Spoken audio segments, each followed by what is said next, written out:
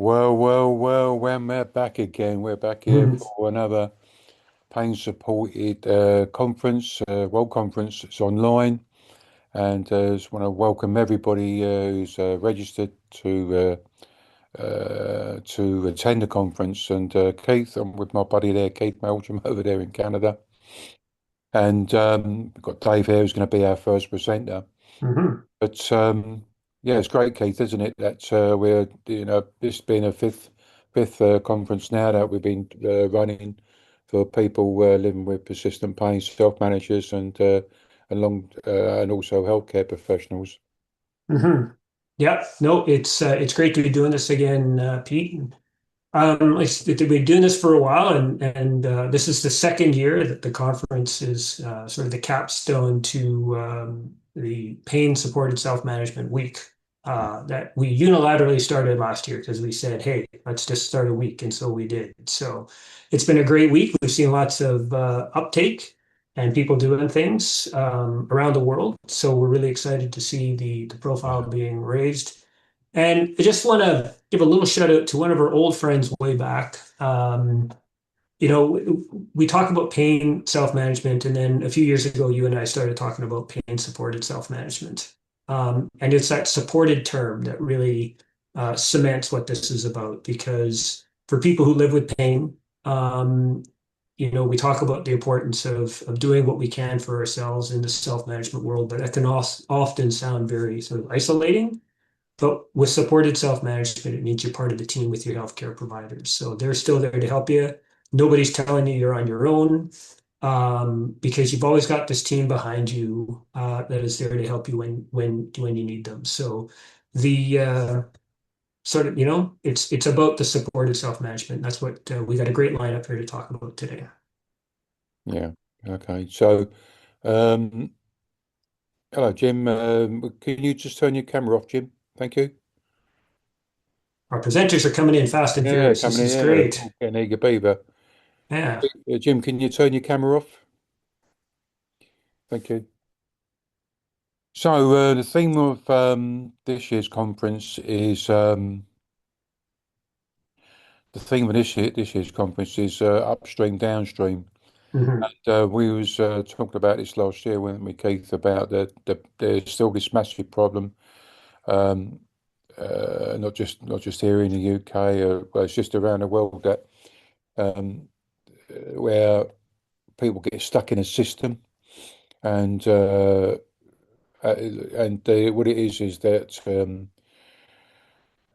mean, I learned this a few years ago. I was watching a video on YouTube about it's called I think they call it the upstream downstream parable, where people sort of it sort of feels like people get stuck or they get thrown in the river, and you know, people like Dave is on going to be our first speaker, and all the other speakers. What they do is we're having to pull people out of the river because they aren't given the reason why a lot of people get stuck living with pain as I did, and many millions others as well. We get stuck in something called a medical model, where we get looking we go from treatment to treatment, healthcare professional to healthcare professional, and this is why our health systems are overwhelmed. It's because people like Dave, who's going to be out here, all the oldest healthcare professionals, is we're constantly having to pull people out of the river all the time.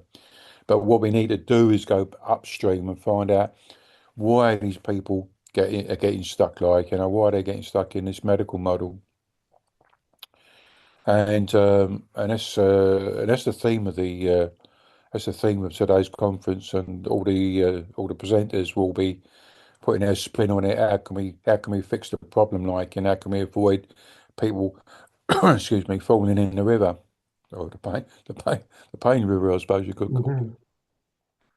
Absolutely. Yeah. Yeah. So anyway, we've got six speakers today, and I should say, welcome and say good morning, good afternoon, or good evening, wherever you are in the world. But anyway, welcome. And if you want to ask questions to any of the speakers, use the chat. And Gonya Daniels, who's disappeared for the time being, Grania Daniels. I don't know if you can put your camera back on Grania so you can introduce yourself. She's going to be, there she is. There she is. She's a good friend of mine, a physiotherapist here in the UK, and she'll be taking all the questions down. And then when Dave's finished his, and all the presenters finished their presentation, have we got time to do all of them, all the questions, then Grania will ask them for you. Um, and also, every speaker will be, presenter will be speaking for 20 minutes. And then during each speaker, we'll have like a pacing break. So if you want to get up and move around and stuff like that. So that's what happens in pain self-management. It's all about, not sitting for too long, not standing for too long, etc. So in between each speaker, so there'll be that break. The chat, just make sure I've covered everything. Keith, have I forgotten anything? I think you've covered sort of the mechanics of it, and I wanted to add to your introduction there, Pete, when we talk about supported self-management and the importance of it, and the upstream and the downstream. And we're going to hear from six amazing people who are going to really solidify that for us. But just to state, when we talk about people who live with pain, lots of long-term conditions, but we're here to talk about pain tonight.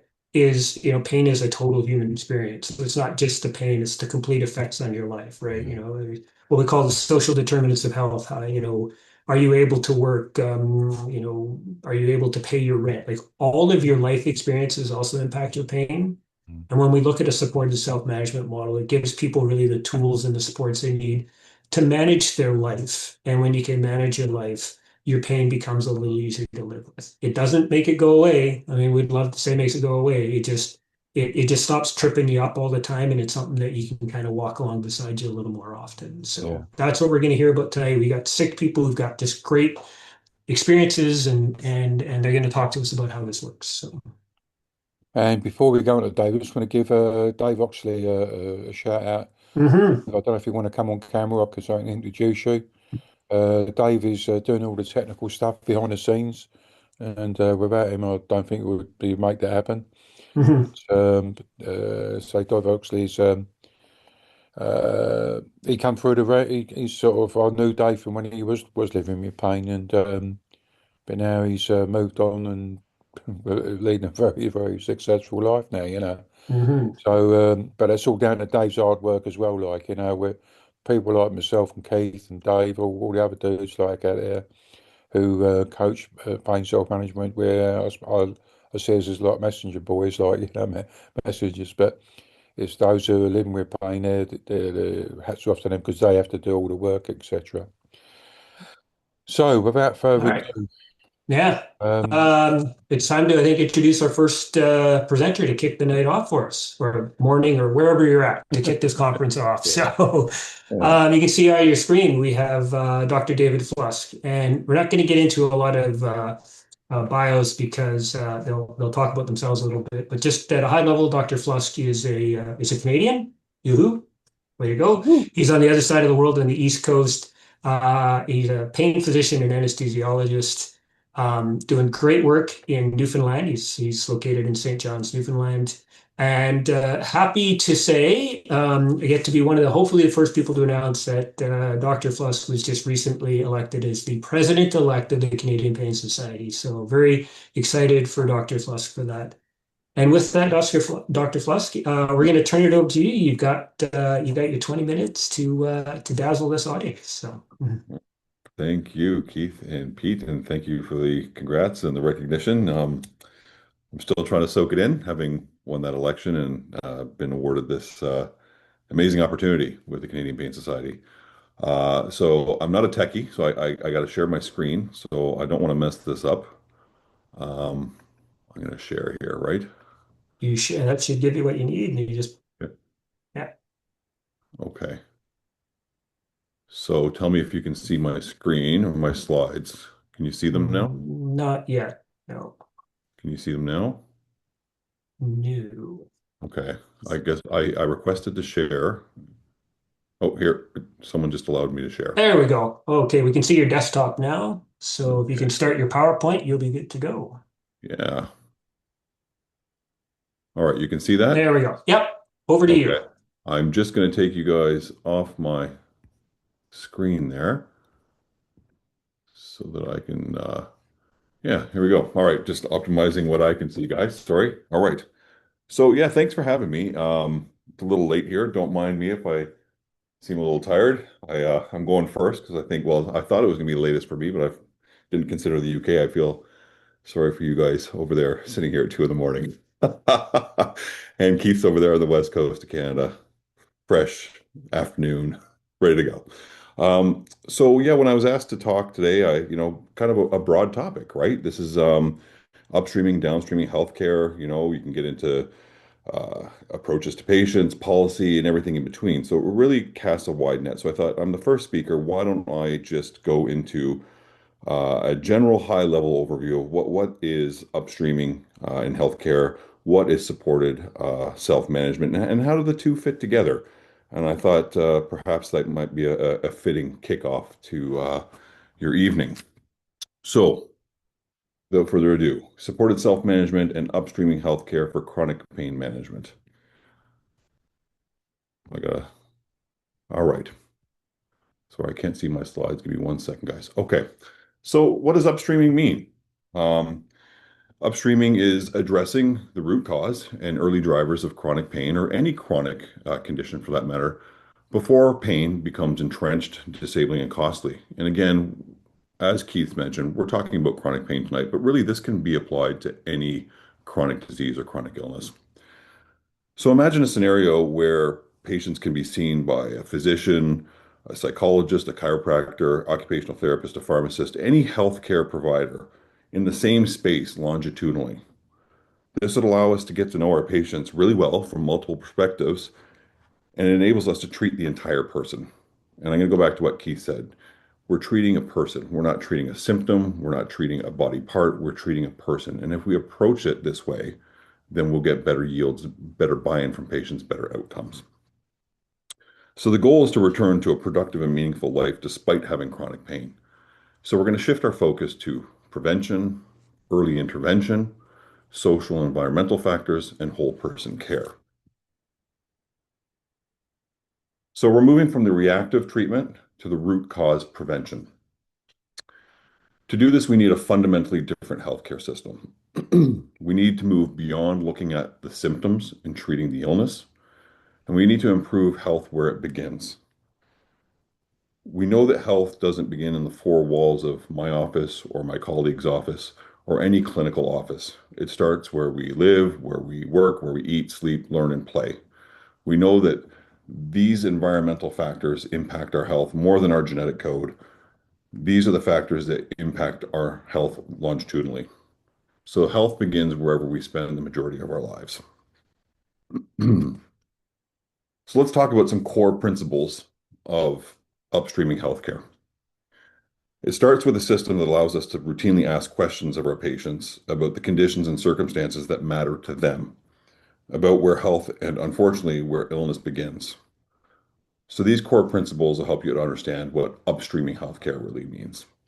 So early identification and intervention, recognizing risk factors early. So in the context of chronic pain, recognizing and treating acute injury properly or appropriately, identifying psychosocial stressors. And I'll remind you that this is a high level talk. We're not going to go into the individual nitty gritty of all these topics. That's for a different day. Looking at poor recovery trajectories. And if we identify these risks, we can not necessarily stop someone from developing chronic pain, but we can lessen the burden on them. We have to have a prevention first mindset, targeting factors like physical deconditioning, workplace ergonomics, trauma, stress, and social inequality. Looking at the biopsychosocial, or what I like to say when I'm teaching my students here, the biopsychosocial spiritual model of care, integrating not just medical, but psychological and social domains rather than treating pain in isolation. And as all of us here know, treating pain in isolation unfortunately seems to be the norm and the common due to whether it's policy, lack of funding, lack of program structure, what have you. We need to reduce downstream dependence on on the medical model like Pete and Keith alluded to. Minimizing late-stage reliance on opioids. As a specialist, I see this all too often. Unfortunately, patients stay on wait lists for a long time. They go from provider to provider. By the time they see someone like me, they may be on opioids long term. Whether they're helping them or not, they're subjected to repeated procedures. They become dependent, maybe perhaps psychologically, on these repeated procedures. And emergent care. We have to look at community and population level strategies. We have to look at workplace programs, reintegration into the workplace, public education around chronic pain, access to early rehabilitation programs, and mental health supports. And we all know, whether we live here in Canada or abroad in the UK or wherever you might be, that funding and access is a problem when it comes to these factors. We have to have a health equity focus, addressing social determinants of health, such as income, housing, access to care, and cultural safety. The traditional downstream model, because this is a conference on upstreaming and downstreaming, and I'll just mention downstreaming here, treats pain after it becomes severe. Unfortunately, this is when I see patients usually. These patients, like I just said, are reliant on medications such as opioids and anti-inflammatories. They're subjected and receive injections. And I'm not saying that injections and interventions don't have their place. They certainly do. But when patients solely rely on these for their chronic pain care, we've missed something. Surgery, crisis-based care, and the problems are that we're symptom focused. It's costing our system a lot of money. There's a risk of dependency, and there's limited long-term relief. I'll give some Canadian numbers here when I talk about high costs. Back in 2021, the estimated total direct and indirect costs of chronic pain on the Canadian healthcare system was $65 billion annually. So huge numbers. I would assume that it'd be similar in your jurisdictions. Oh, I'm going to go back. Sorry, because Pete stole my thunder talking about people in a river. But I'm going to talk about this parable that's very common in the public health community. It's a parable of three friends who come to a river and find children crying in the water in need of rescue. The first friend is going to rescue those most at risk of drowning or going over the waterfall. The second friend says, "You know what? I'm going to build a raft. We're going to usher these people to safety." Over time, they're successful, but not completely. They see their third friend swimming rapidly upstream and they ask, "Where are you going?" She says, "I'm going to see who's throwing these kids in the water." So that's an illustration of what upstreaming healthcare really looks like. The upstreamist is able to mobilize resources that create the system in their clinics and hospitals that connect patients with the resources they need outside of the four walls of their clinic. In our traditional healthcare systems, we have that first friend, the specialist, or someone like me in my job. They're the vital rescuers. They're the people you want to see when you're in crisis. We have the second friend, who's the raft builder. This is the primary care clinician, people on the primary care team that help manage chronic pain or chronic conditions. So while this is necessary, we don't have that third friend. We don't have enough of the upstreamist, those healthcare professionals that know know that health begins where we live, work, and play, as I said before. We need more of this upstreaming in order to reduce costs and improve outcomes. So why does this matter? Upstreaming reduces the incidence and severity of chronic pain. It lowers healthcare costs. It improves population health outcomes and prevents chronic pain from becoming a lifelong disability. So I'm going to switch gears here, just looking at time. I think I've got another 10 minutes or so. We're going to shift to supported self-management and what that looks like. So I've illustrated here the four pillars of supported self-management: the patient activation measure, which I'll go into, health coaching, self-management education, and peer support.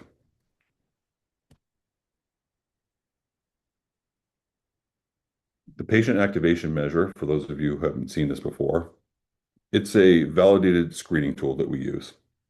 Excuse me, we use it to show the skill, knowledge, and confidence a client or patient has to manage their own health and well-being.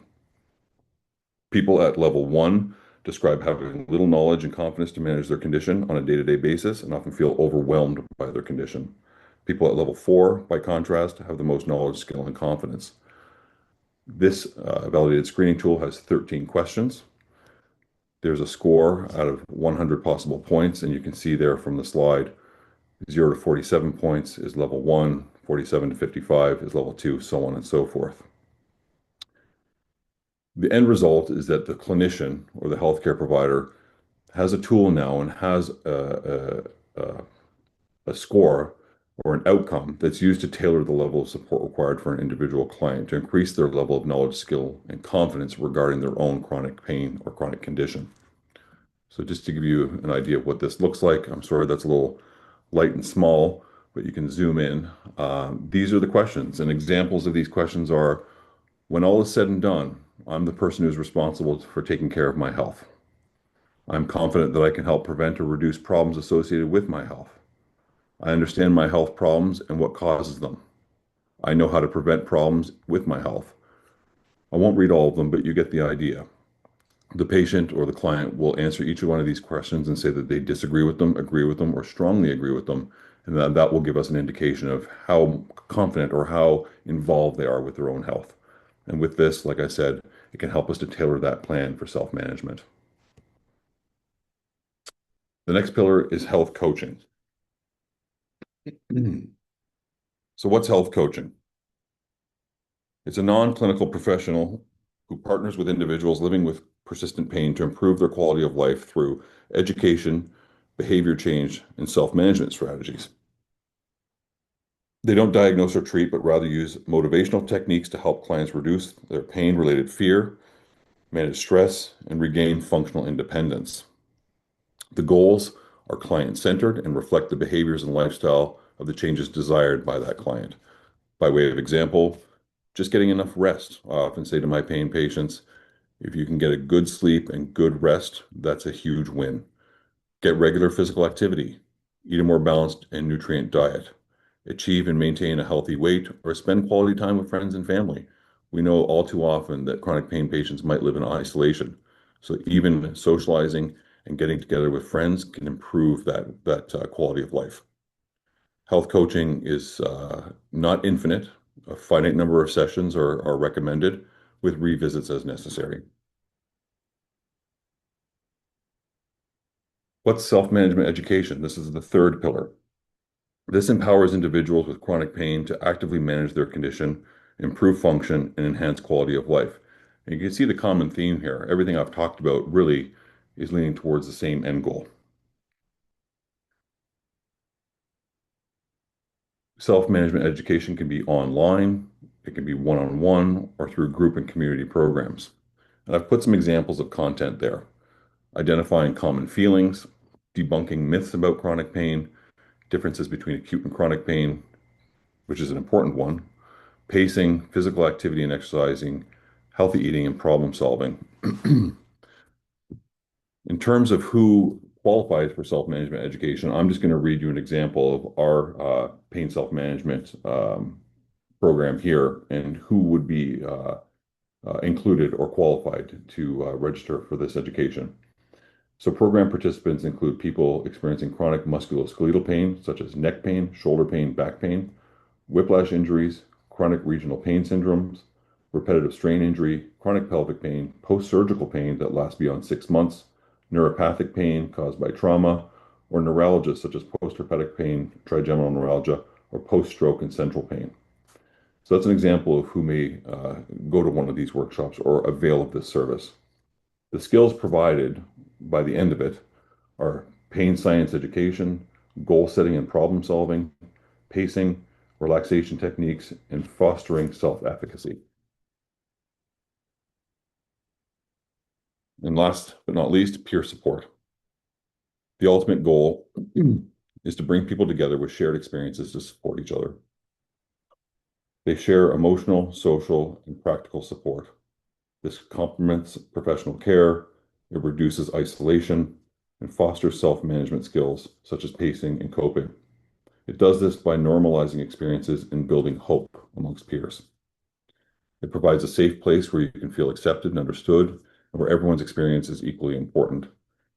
I know working in chronic pain for the past 20 years, all too often I see patients who have succumbed to some kind of social isolation. They feel that they're the only ones living with these symptoms or illnesses. No one believes them when they say they have pain. This is why peer support is so important. These people can't live in isolation. They can't be alone. So, how does supported self-management and upstream care work together? Well, together they shift chronic pain care from a reactive and procedure-driven practice to a proactive, person-centered, and sustainable practice. So, how does supported self-management fit into an upstreaming model of chronic pain care? We've talked about upstreaming healthcare. We've talked about supported self-management. How do the two come together? Supported self-management is both an upstream intervention and a sustaining strategy. It sits in the middle of the upstreaming model, bridging early prevention and long-term care. So supported self-management we can look at as an upstream intervention, first and foremost. Upstreaming aims to intervene, as we've said, before pain becomes entrenched, disabling, and medicalized. Supported self-management does this by changing the trajectory of a client or patient's pain early in its course. Early in the pain journey, it builds pain literacy before fear, avoidance, and catastrophizing take hold. It encourages safe movement and activity instead of rest-based deconditioning. It normalizes fluctuations and flares, reducing emergency visits and over-investigations. And it identifies psychosocial risk factors such as stress, trauma, low confidence, and poor support early in the course of chronic pain. Looking at it now as a system-level upstream strategy, upstreaming is not only about timing, it's about where that resource is placed in the system. Supported self-management shifts care away from that downstream model, which is high cost and interventional. And remember, there is a place for those interventions, but this allows for primary care and community settings to manage pain earlier and more effectively. It reduces dependency on specialists by increasing patient capacity and confidence. It supports team-based care in primary care, rehab, mental health, and community programs. At the system level, supported self-management is a capacity-building intervention. It strengthens the system by strengthening patients. As a protective factor, supported self-management is in the upstream model. The goal is not just symptom control, but risk reduction. Supported self-management acts as a protective factor by reducing fear avoidance and inactivity, improving emotional regulation and stress tolerance, enhancing self-efficacy and problem solving, and supporting early recovery after injuries and flare-ups. And finally, the supported part, why it matters for upstreaming. Upstreaming fails if self-management is framed as go manage yourself. I think either Keith or Pete kind of alluded to this in the beginning. Support makes it upstream. Clinicians provide coaching, validation, and guidance. Care is structured, iterative, and proactive. Goals are revisited before crises occur. Social and interventional barriers are addressed early. Without support, self-management becomes downstream and abandonment. With support, it becomes prevention and resilience building. So the takeaway message, and I hope I haven't gone over time, is that supported self-management is the upstream engine of chronic pain care. It prevents escalation, builds resilience, and reduces reliance on downstream medical interventions. And a little infographic just to take away there to illustrate what I've just spoken about. And thank you for having me tonight, and thank you for the time. Very grateful to be here. Thanks, Pete. Thanks, Keith. Well, thank you, Dr. Flusk. That was amazing. We'll just see if we've got, I know we're gonna have some questions. I know I've got a couple myself, but I just wanted to say what I appreciate is I think you've just laid a really just great like foundation to what we're talking about here. Giving this high level overview, you built this sort of foundational base of knowledge and you hit a lot on my biases, so I like what you said. So that's always.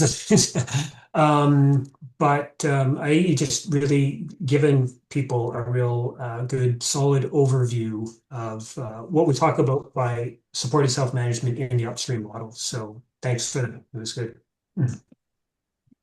Thanks. Like I said, tried to cast a wide net and not get into the weeds. So hopefully I got the message across. So thanks. Right. Yeah. Just taking a look. I don't see any questions in the chat there, Grania. So No particular questions as such, although I mhm. think the comment made by James is really an interesting thing for us to rephrase as a question in some way, in that we're wanting, these measures that we're wanting to talk about for upstreaming. I mean, it is largely about public health strategies in some ways at a sort of population level. But as we all know, because of the availability widespread of social media, of disinformation, and everything else, public health budgets are strained because of financial constraints. But trust in public health concepts, the buy-in to population concepts are increasingly diminished yet. Not, I mean, James mentions the US, but I mean, we see the same in the UK and all over, where, how do we combat that with this upstreaming information to combat the fact that people's trust in what scientists are saying is Mhm. in some ways at an all-time low, that belief in science, the rise of wellness cultures which are out on the fringe but are being accepted as norms. Do you see a way where public health strategies and upstreaming of this can combat that?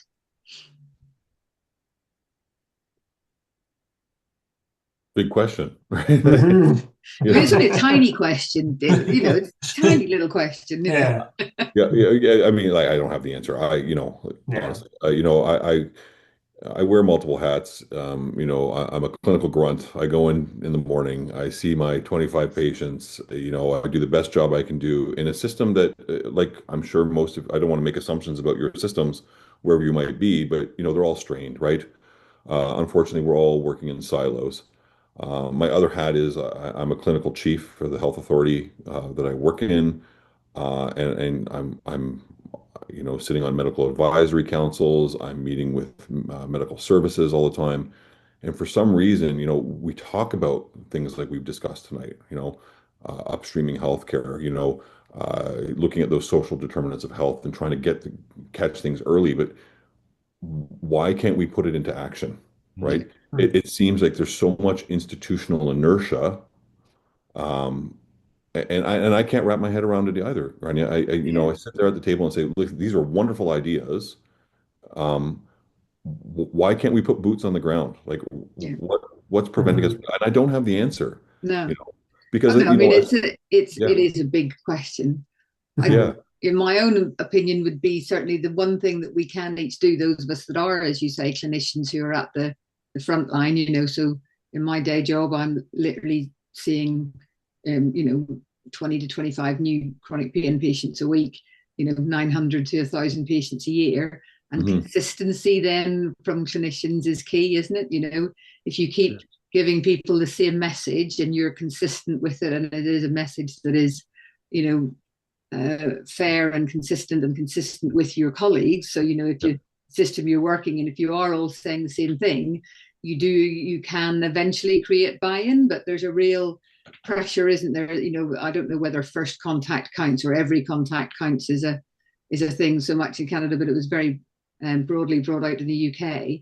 And when you're dealing with very quick appointments, as you are in GP practice and stuff like that, that pressure to be quick and make each contact count can often come across as preaching, or it's that almost that self-management without support. It's that kind of self-management. We need to talk about it. You just need to do this, as opposed to taking the time to build that relationship, give that consistent right, message. So it is about giving clinicians time to be able to build that trust up, because you have to earn people's trust, don't you? You can't right, necessarily just automatically have people believe you just because of your position. You've got to right. take Earn time to trust. earn that trust. So us Yeah. being consistent as clinicians, I think, can make the difference. I find as a clinician, often, like I said, working in a silo, I find it very challenging when it comes to access, right? So we work in a publicly funded system, but it's not universally publicly funded, right? So I see patient X, and yes, they have chronic pain, but I determined that, the largest issue at hand here might be mental health, anxiety, a really, heightened nervous system. I'm not the guy to treat that as a chronic pain anesthetist. I Yeah. need I need mental health to help this patient. I can't get anyone to see this patient because the patient can't afford it because a well-trained pain clinical psychologist costs $150 an hour. Yeah. My Yeah. patient who can't work because they have chronic pain cannot afford that. Yeah. So Mhm. here we are in this turnstile, right? Yeah. Big issue. So, I would love to see a system that really brings all players to the table with equal access. Yeah. It's a utopia. It's a, Mhm. but we talk about upstreaming. This is what we need. We need access, right? It doesn't Yeah. matter if you're unemployed and you're living on a very, very limited fixed income or, money's no object. Each one of those patients should have equal access. Yeah. Hey, can I ask you a quick question? Um, a few years ago, here in the UK, and I know I've looked it up in Canada because I've worked for you guys quite a bit now, but something called social prescribing. I'm not sure. Do you have that in your area at all? No. Oh, okay.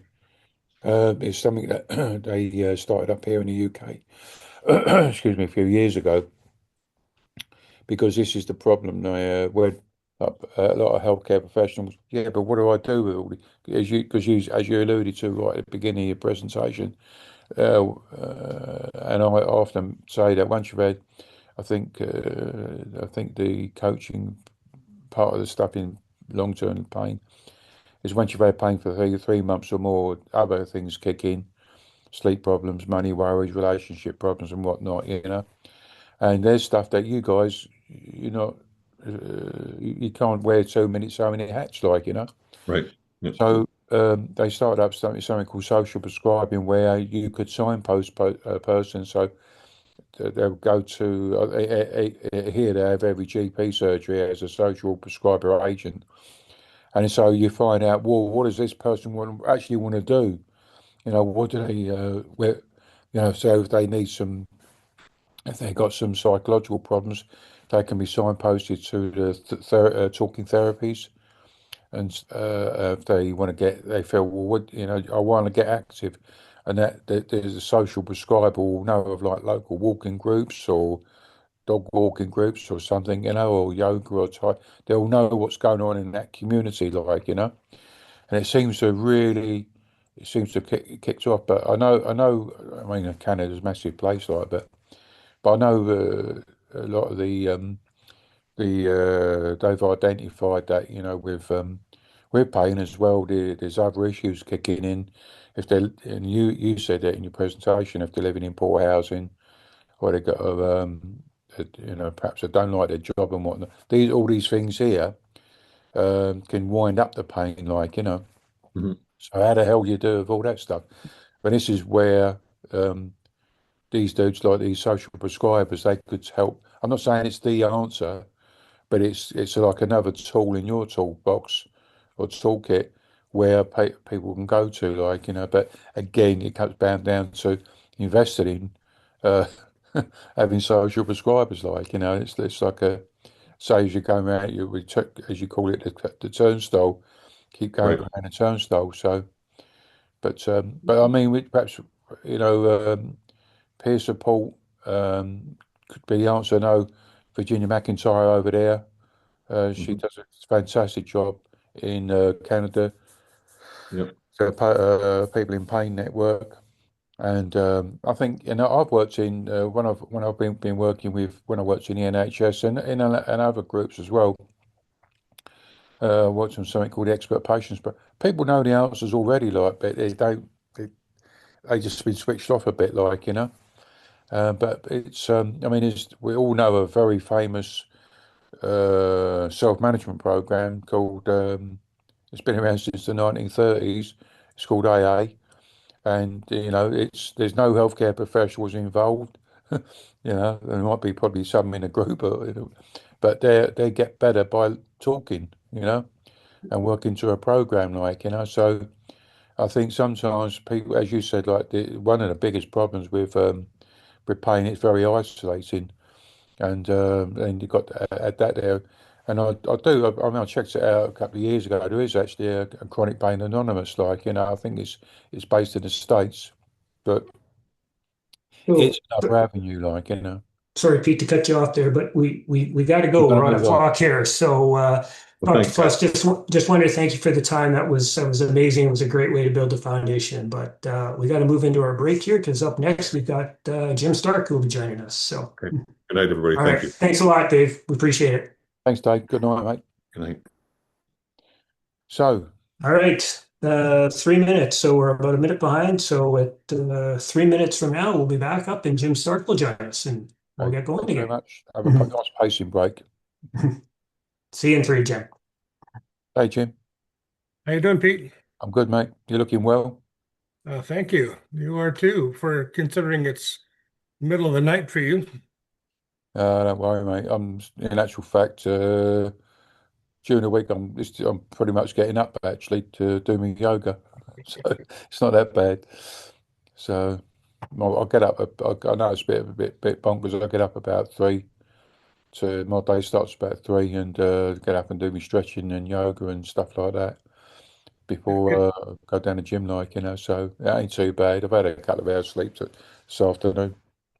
it looks to me like I could share my screen now, and Yeah, if you want to go, I would yeah, like to look at it just to make sure I get the right yeah, parts. okay, yeah, that's a good idea, Jim. And I'll So, introduce you, and then we'll kick off again. Gotta watch that clock, brother. We're on I a know. clock, man. Thanks for picking me up on that one, Keith. You can be the timekeeper. You know me. I can Yeah, rattle no, I'm on. gonna ride you like a horse. So, Oh, steady. uh,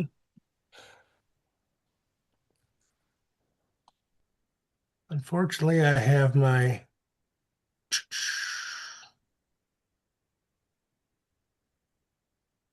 got to change this so that I don't have my notes pages up there. And I forgot how to do this. It's been too long. Yeah. Mhm. You go back one, I think. If you look down the bottom of the box, on the bottom, Yeah, you've got the little the yeah. right hand most icon just before you get to the zoom. Yeah, Right hand mouse icon before I get to Zoom. yeah. So down at the bottom, you've got a little zoom bar, Mm-hmm. and then just to the left of that, you've got what looks like an old style presenter screen. Yeah. If you click on that, that should fix it. Hmm. I'm still not seeing where that is for me. Does it say Hmm. notes or something like that? So I mean, yeah, yeah. Yeah. What about just clicking from the beginning? See there on the left there, Oh, Jim? I On can do that. that. That's yeah, there we Yeah, go. We click on should be that. set. That's what I needed right there. Perfect. Uh, yeah, Yeah. but you're sharing the wrong screen. Yeah. You're actually sharing your presenter mode as opposed That's to yeah, the okay. slideshow. So now I can change that.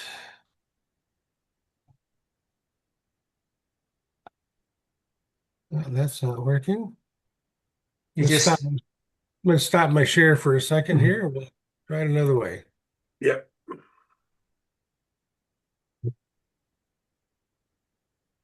There's what I'm looking for. Now I should be all set. all right. Yeah, you can get her going. We're back on time. I'm not seeing a shared screen at the moment. Well, that's because I'm not sharing it right now. Give me a Okay. second. Got to get back in the right spot. There we go. And it should be. No, that's not doing it either. There we No, go. no, there you go. Now you just got to hit your, got to start your PowerPoint.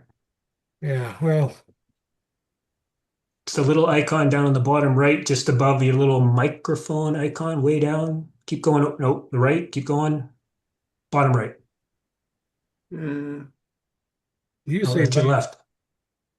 you say bottom right, and I'm seeing things on the top. Right. So Oh, keep going. there's the one I want right there. No, that's not. That's my No, display keep setting. keep going. Yeah. Keep going. 3 icons over. Keep going. One more. That one right there. That's it. Hit that guy. Yay, is that working? You're still in presenter mode, unfortunately. All So, right. yeah. Now I shouldn't be. There we go. There you go. Well done. Yay. All Okay. right. Well done, So Jim. so I'm going to get started unless you Yeah, want to we're going introduce to me. get cracking now, Jim. Okay. So, are you on your first slide? Is that your first slide? Mm-hmm. Okay. Well, let me give you a little bit of an introduction, Jim.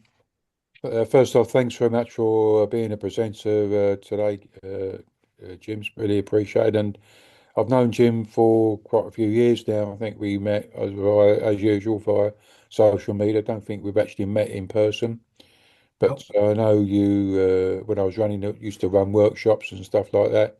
You came on a workshop and it was I think you was having to get up at a bonkers time, you know. But Jim's a physiotherapist or physical therapist there in the US. I know he's a massive fan of pain supported self-management. So hence why we've invited him along to attend this conference. So Jim, I'll hand over to you, mate. All right. Thank you very much. So first of all, I really appreciate this opportunity that you and Keith have offered me. The first slide that I have here shows basically my target. My target for tonight is actually other clinicians who work with people in pain, a little bit more so than the patients themselves right now. I wanted this quote. I will not read it to you. It's too long. I would highly recommend, if you have any interest in it at all, that you take a screenshot of this because I think it's really important. But the bottom line, Soren Kierkegaard says, if you're really going to succeed in helping somebody, you need first and foremost to learn where he is and begin there. I think that there is a power dynamic challenge that we have in medicine, which is everybody who's in physical therapy or occupational therapy or physicians, nurse practitioners, we're all smart people. We all get there into that position because we know how to answer questions. But when you're dealing with people in pain, we often don't have the right answers. You have to work with those people to figure it out.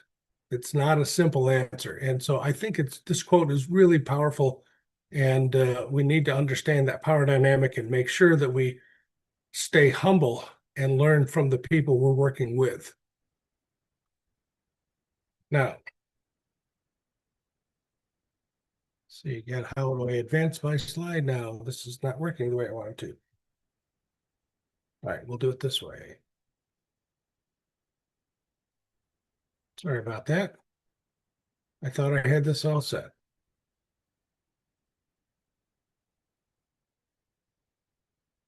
So we're going to start the next with the power of story, which I'm going to get to here as soon as I get this stupid slide to change.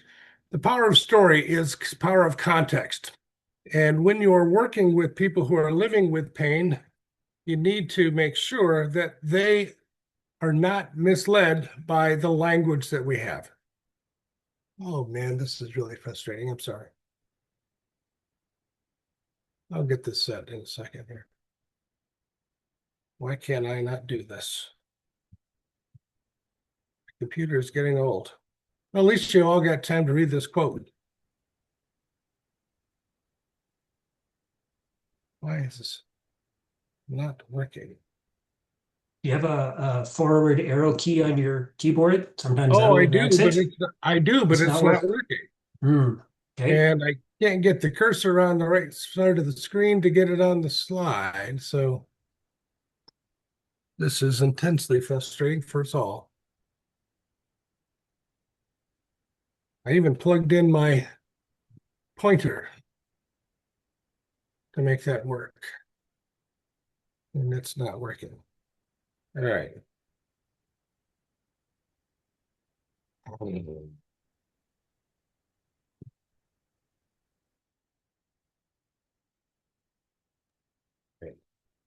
you want to? I'm going to stop my share for a moment and come back to it in just a second here. Do we have the ability to bring up Jim's and run it for him, Dave?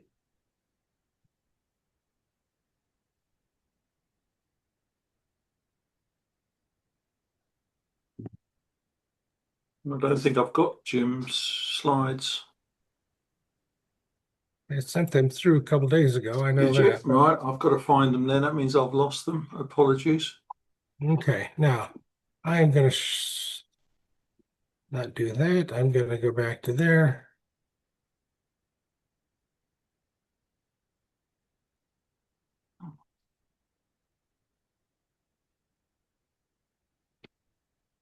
Are you seeing things shift right now? You're not sharing your screen. All right, let me get to that share screen again, and we will. Why is this not working? There we go. We got that. We got that.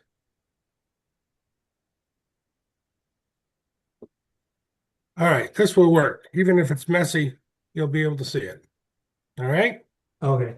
So we're going to go from that. So power of story and context. The reason I'm talking about this is because of language that clinicians talk to patients about. So imagine now you've got the following stimulus that will be the sort of the straw that broke the camel's back. That stimulus in this case is going to be the sound of a car coming quickly at you, the tires go crunching over some gravel, a door opening, closing, and footsteps coming up behind you. If you are in the scene pictured on the left with the garden, and the reason you're in the garden is because your lover is about to come back from 6 weeks away and they love the garden and you've kept it really up well and they didn't think you could do that, then that sound fills you with joy and pride. On the other hand, if you are in a dark street in a city you do not know, then you're going to have a lot of fear and trepidation. Context and story are really critical. So we are storytelling creatures. We make sense of the world through our stories. We never have full information, and so we fill in the blanks. The problem with us in this case is the story of pain in society and medicine is not well understood, particularly the distinction between chronic and acute pain.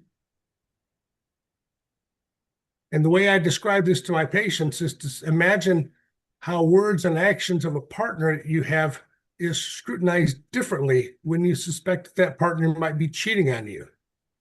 Your nervous system and your immune system are doing the same things, in my mind, in terms of the sensations you have. This is the way I get around people talking about, well, you tell me it's all in my mind. No, it's not. Context and story is everything.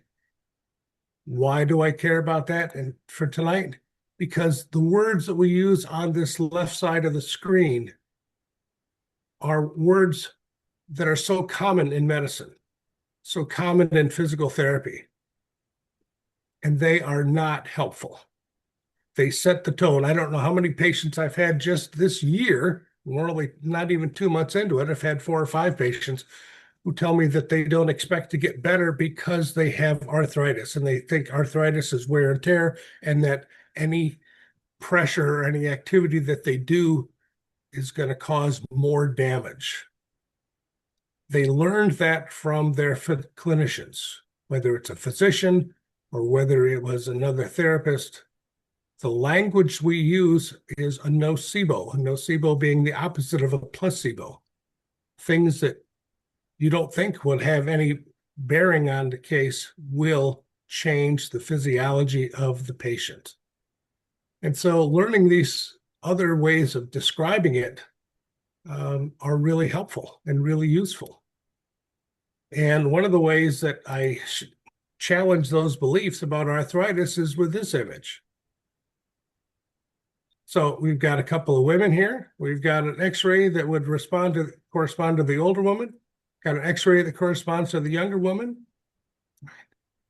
So the x-ray of the older woman, we would say there are degenerative changes in that spine. But when you look at that face of that older woman, you would not suggest that she has degenerative face disease. She's just older. Medicine pathologizes aging. over and over and over again. And that's a problem. And we talk about upstream problems. One of the upstream problems that we have that are throwing people in the water is the language that clinicians use. I think it's really important to recognize that part of that is because they don't have a lot of time. They're trying to talk to a lot of patients at a fairly short period of time. And that's one of the reasons why I think physical and occupational therapists should be the best at dealing with people in chronic and persistent pain, because we have more time. We've got a lot more time than the family practitioners would do. Now, another related concept is allostatic load. And allostatic load is the overall amount of stress that your system is under.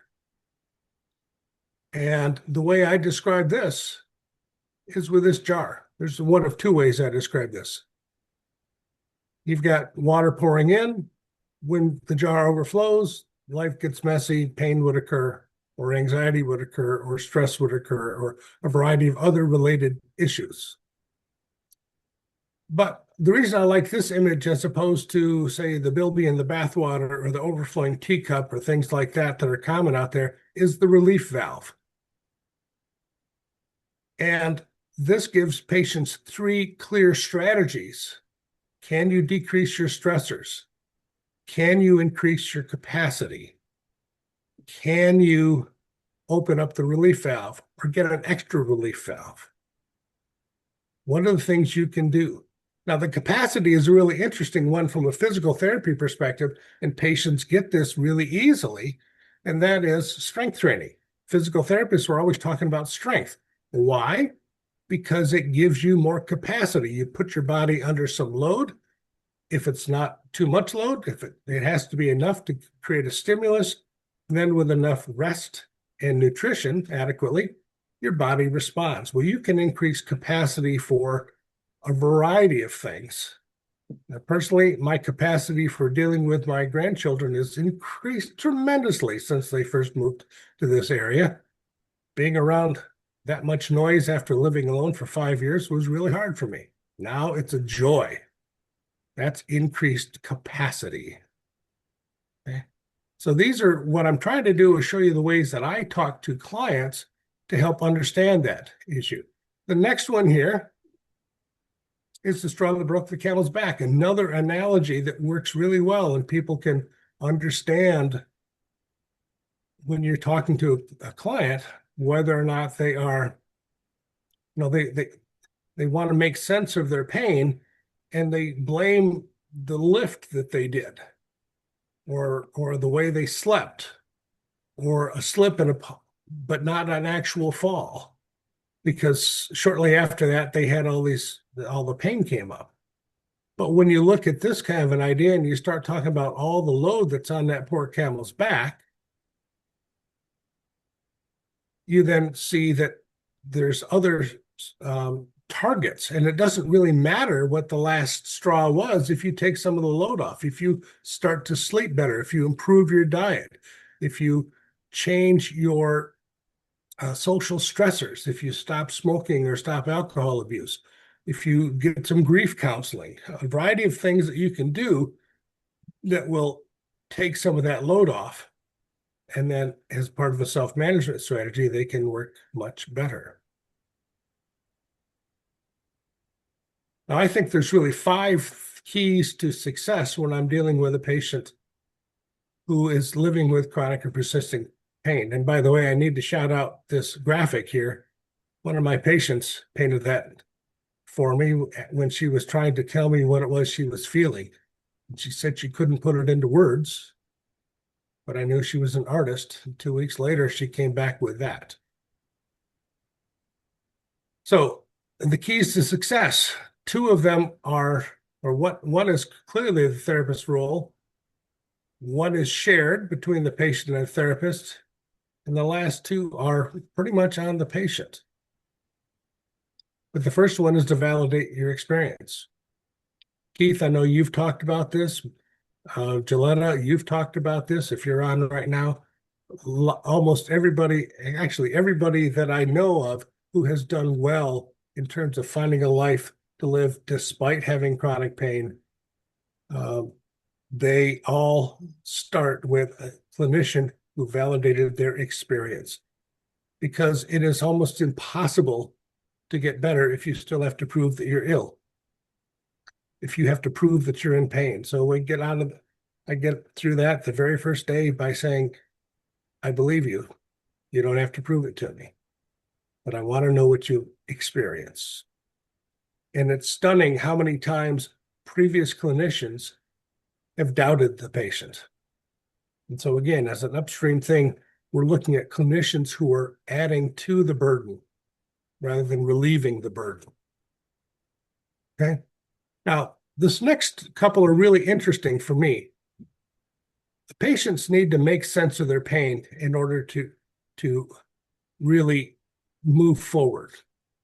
And that can mean a couple of things. One of the things it might mean is the pain no longer has a mind of its own. They start to understand why it flares up and why it gets better.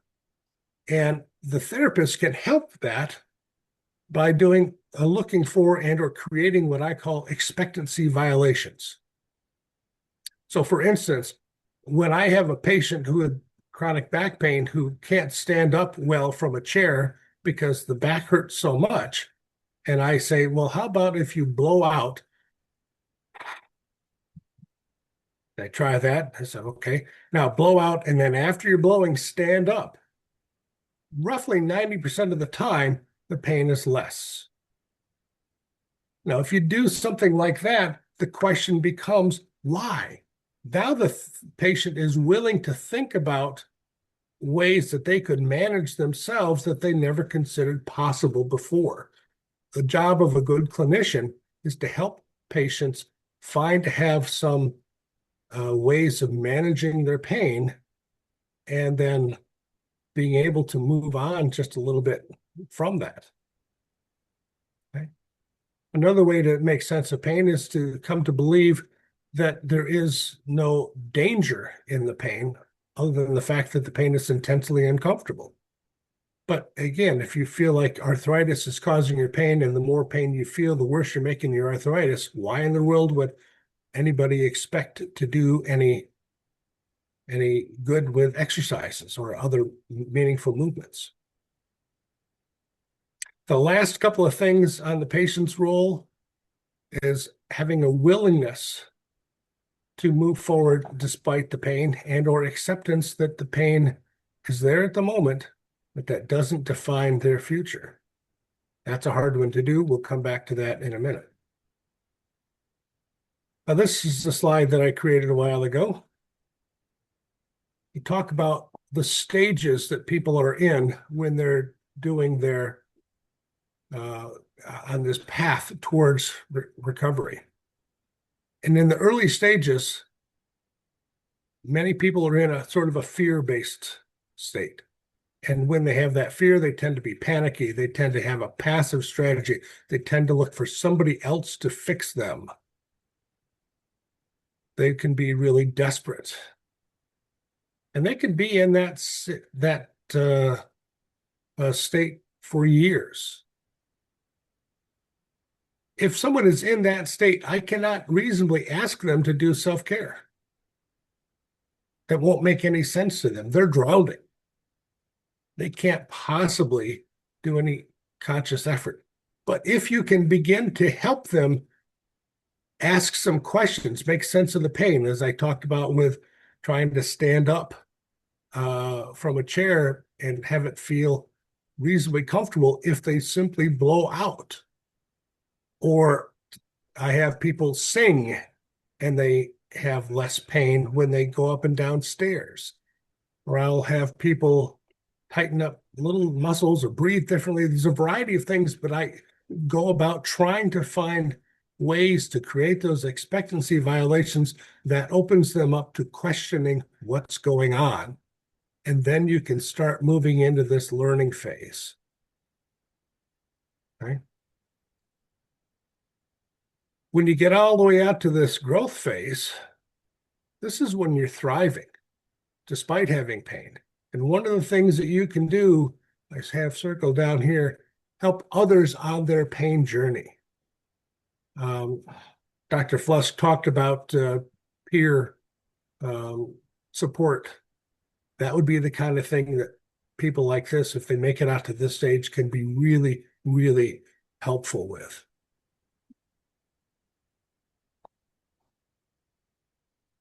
Dr. Flusk also talked about growth mindset. I think he used that phrase, growth mindset. This slide talks about that in terms of acceptance as reactive people versus proactive people, or people with a growth mindset versus people with a fixed mindset. Okay. People with a fixed mindset, when they see it raining and they just complain about the rain, they whine and moan and feel miserable about the rain. And people who are more proactive or have a growth mindset say, yep, it's raining. Now what can I do?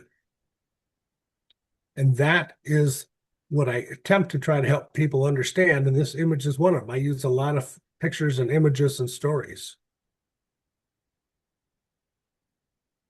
So we're coming close to the end of my time, I think, here. I had to throw this one in because that's my middle grandchild, and I just love that photo. But when you're looking for expectancy violations, you're trying to create that sense of wonder, that questioning. Why did that help? Those are the people who have an experience of pain that is not as great as they would expect.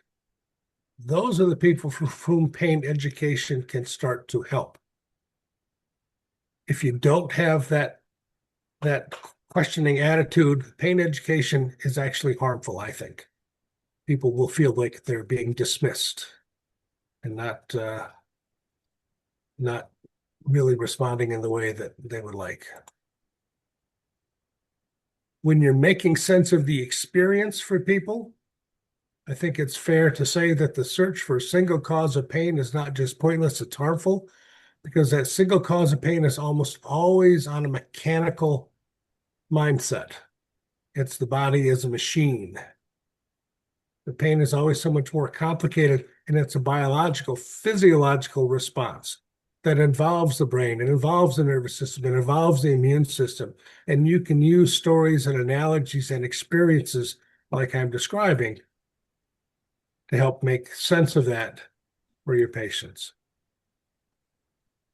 The last thing I want to say is also a reflection of something that Dr. Flusk said, which is it's not going to be simple. It's not going to be easy. In your plan, when it starts going well, people have a tendency to think it's smooth sailing. They just got to keep going longer. But the reality is very different. So it makes sense to make a plan for what to do when those flare-ups occur. And if you don't have that plan in place, the flare-ups are a true negative. If the plan is actually in place, it can become positive because you can start to look more closely and more deeply at why that flare-up occurred. And you can actually learn from that and move forward much faster and much farther.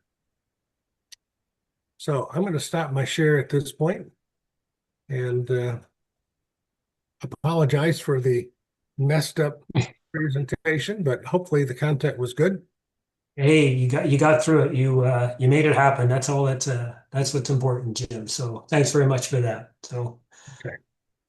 We've got a little bit of time here. So we don't have any specific questions in the chat, but I just want to throw out a comment there and leave time for somebody else if they want to. But first of all, I wanted to really highlight a real theme that I saw you come up with there is about making sense of the pain.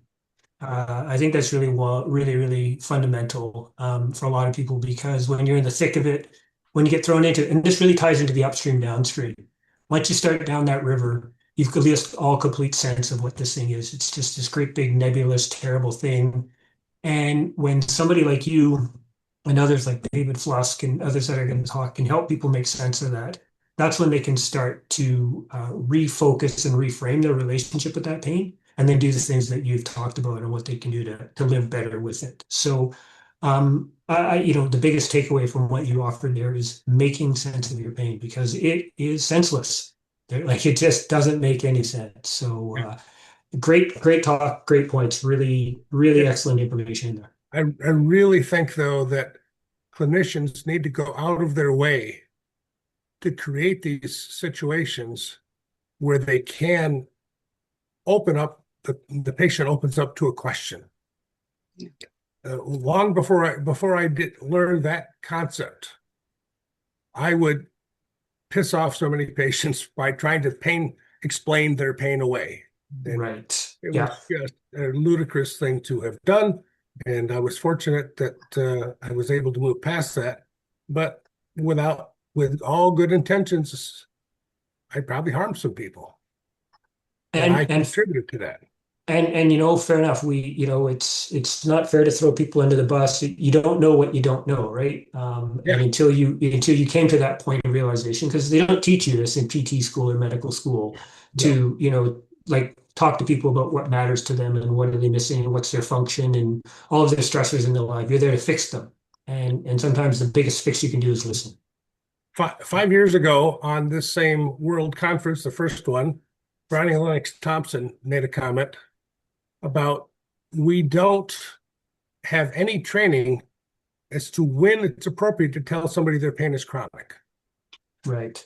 And it's a Right. concept that clinicians are very reluctant to enter into.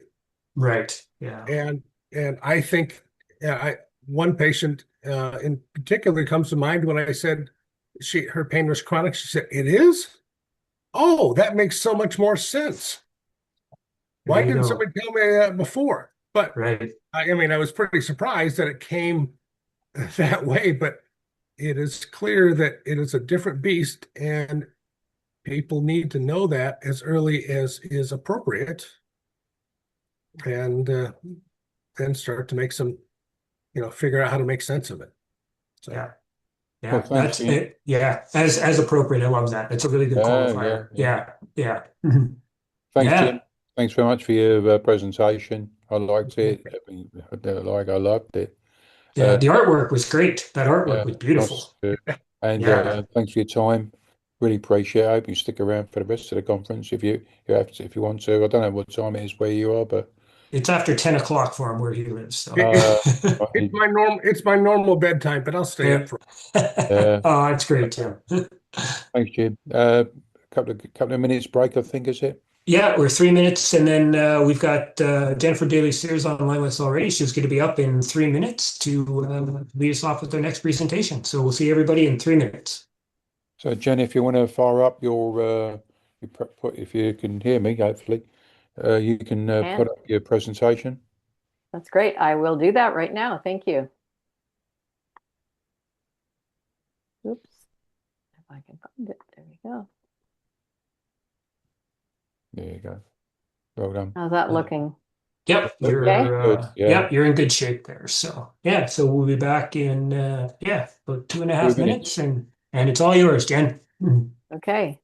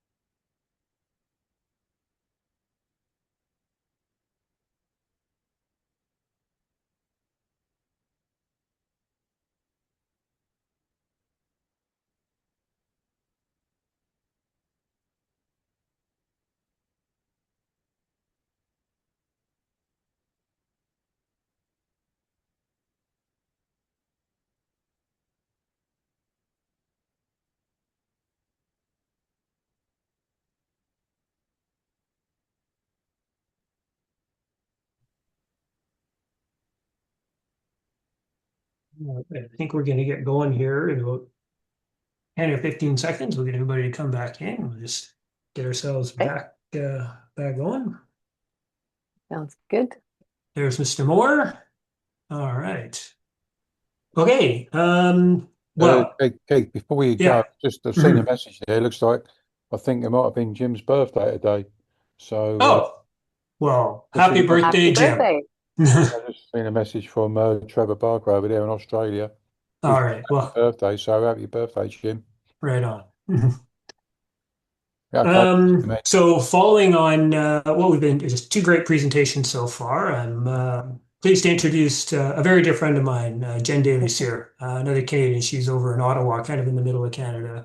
And Jen's got lots of experience and lots of knowledge to share with everybody. And I'm also very pleased, and a little plug, Jen is one of the co-hosts with myself and Virginia McIntyre on the Action on Pain podcast. So little plug to us. We'll just take that moment.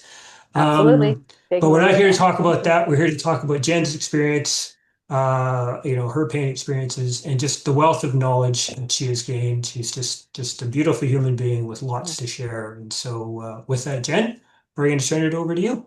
Well, you are very kind as always, Keith. Thank you very much. And, it's interesting. I will be bringing up Action on Pain a little bit later on because it has a lot to do with my story. So it is such a pleasure and an honor to be here and to be participating, asked to speak at the fifth annual Supported Self-Management Conference. Congratulations for 5 years. This is incredible.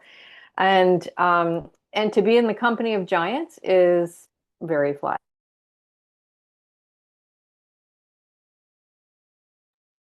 Oh, you kind of froze up there, Jen.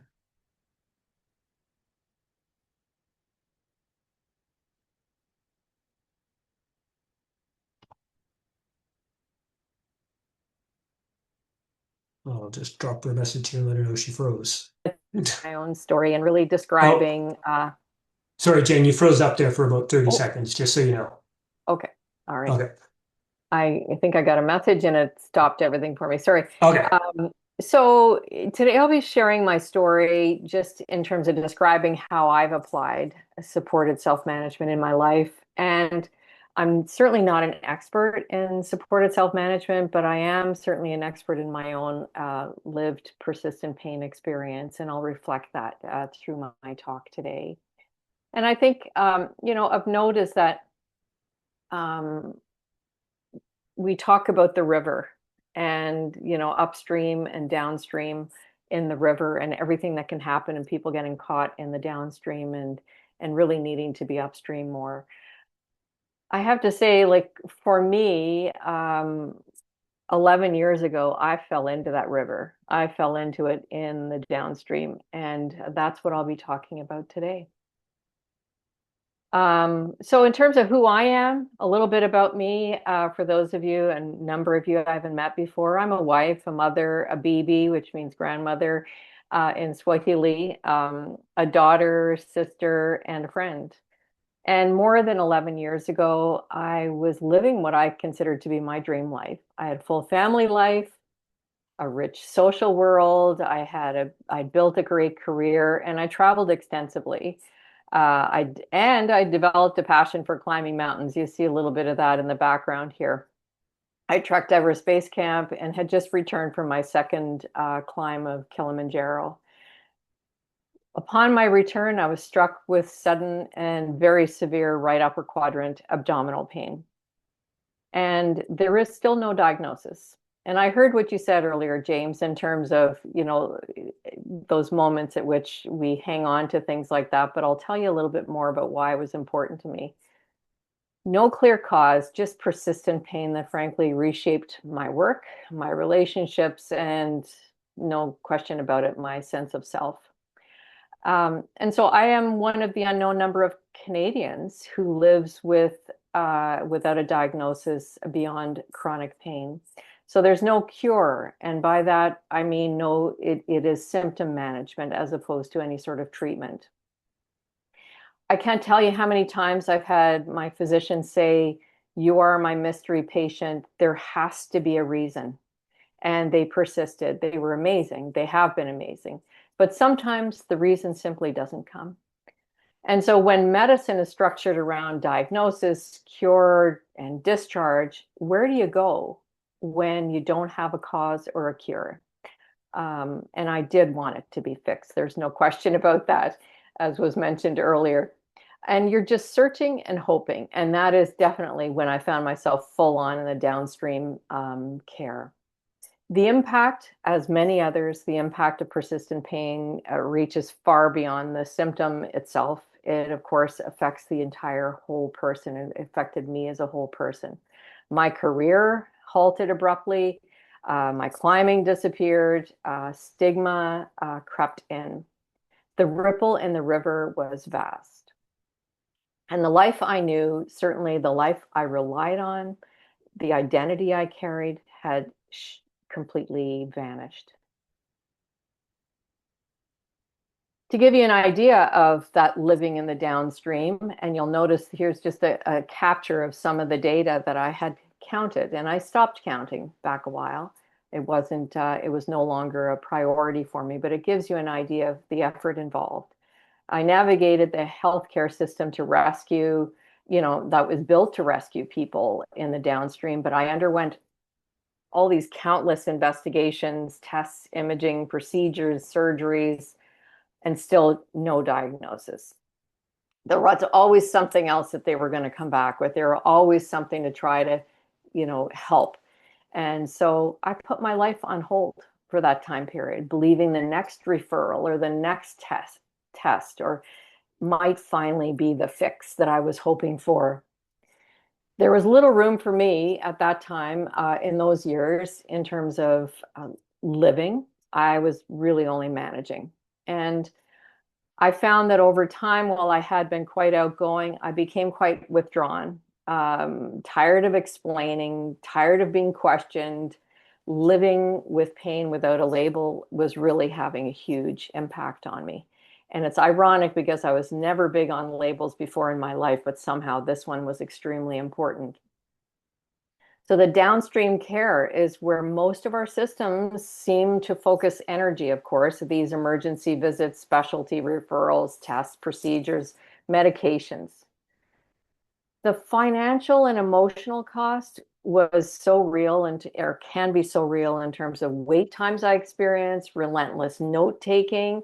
And I would have nurses tell me that they loved how I kept records of everything. It helped them understand things. And I was happy it worked for somebody, but it wasn't helping me find the answer.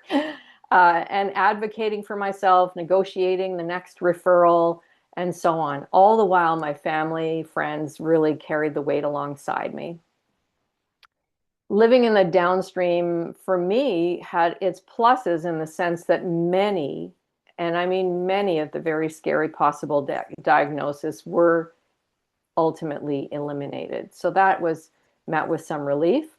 And at the same time, just a disappointment at times, because I wanted there to be some reason, some treatment that I could rely on.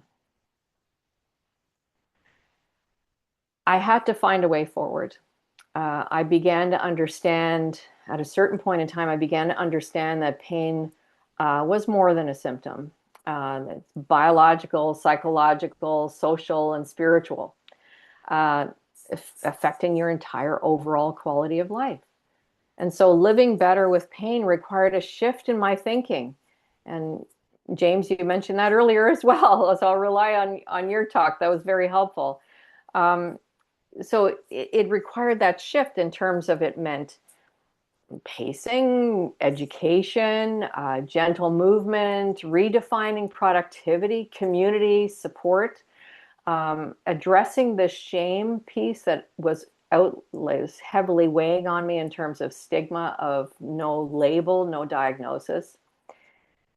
And ultimately, the personal shift itself led to a larger question for me. I wondered, why were there so many of us being supported in the downstream, and yet in the upstream, the systems were simply not ready for that, or were not able to respond earlier or more comprehensively or more humanely, frankly. As a sidebar, and it's certainly connected to what Keith mentioned earlier, in Canada, there's the Canadian Pain Task Force, supported by Health Canada, developed something called the Action Plan for Pain in Canada to shift this very conversation.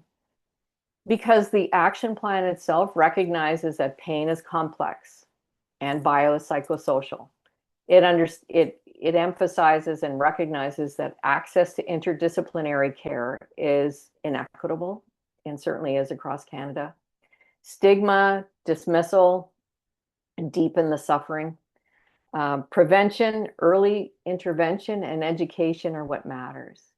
In an ideal world, that is upstream thinking, in my opinion. And so some of the various questions that come about are, why is persistent pain so misunderstood? And I mean that to say across the general population. That really surprised me. In fact, I can say with certainty that I didn't really understand it. I knew nothing about chronic pain or persistent pain before I received it, that unwelcome guest. Why do people wait years for coordinated care? Like, I'm thinking it took 2 years for me to get into a pain clinic. And along the way, I heard my various doctors saying, we hope you don't become chronic. We hope you don't become chronic. And I did not understand what that meant. I didn't understand the significance of it. I just knew that it was something that they hoped for me wouldn't happen. And when it did, I mean, it's a timeline. And so one day was the same as the other. So it really still puzzled me greatly.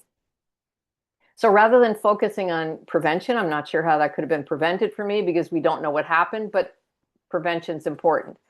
Early intervention, really early coordinated activity between, you saw earlier the number of specialties that I've worked with over the years. Coordination among them, I would think would be helpful. Public awareness, I made reference to that. And just sort of taking proactive measures wherever possible. And it was mentioned earlier about time can be a factor with clinicians. I recognize that our system is not set up for that. And certainly validating the pain when a name can't be associated with it.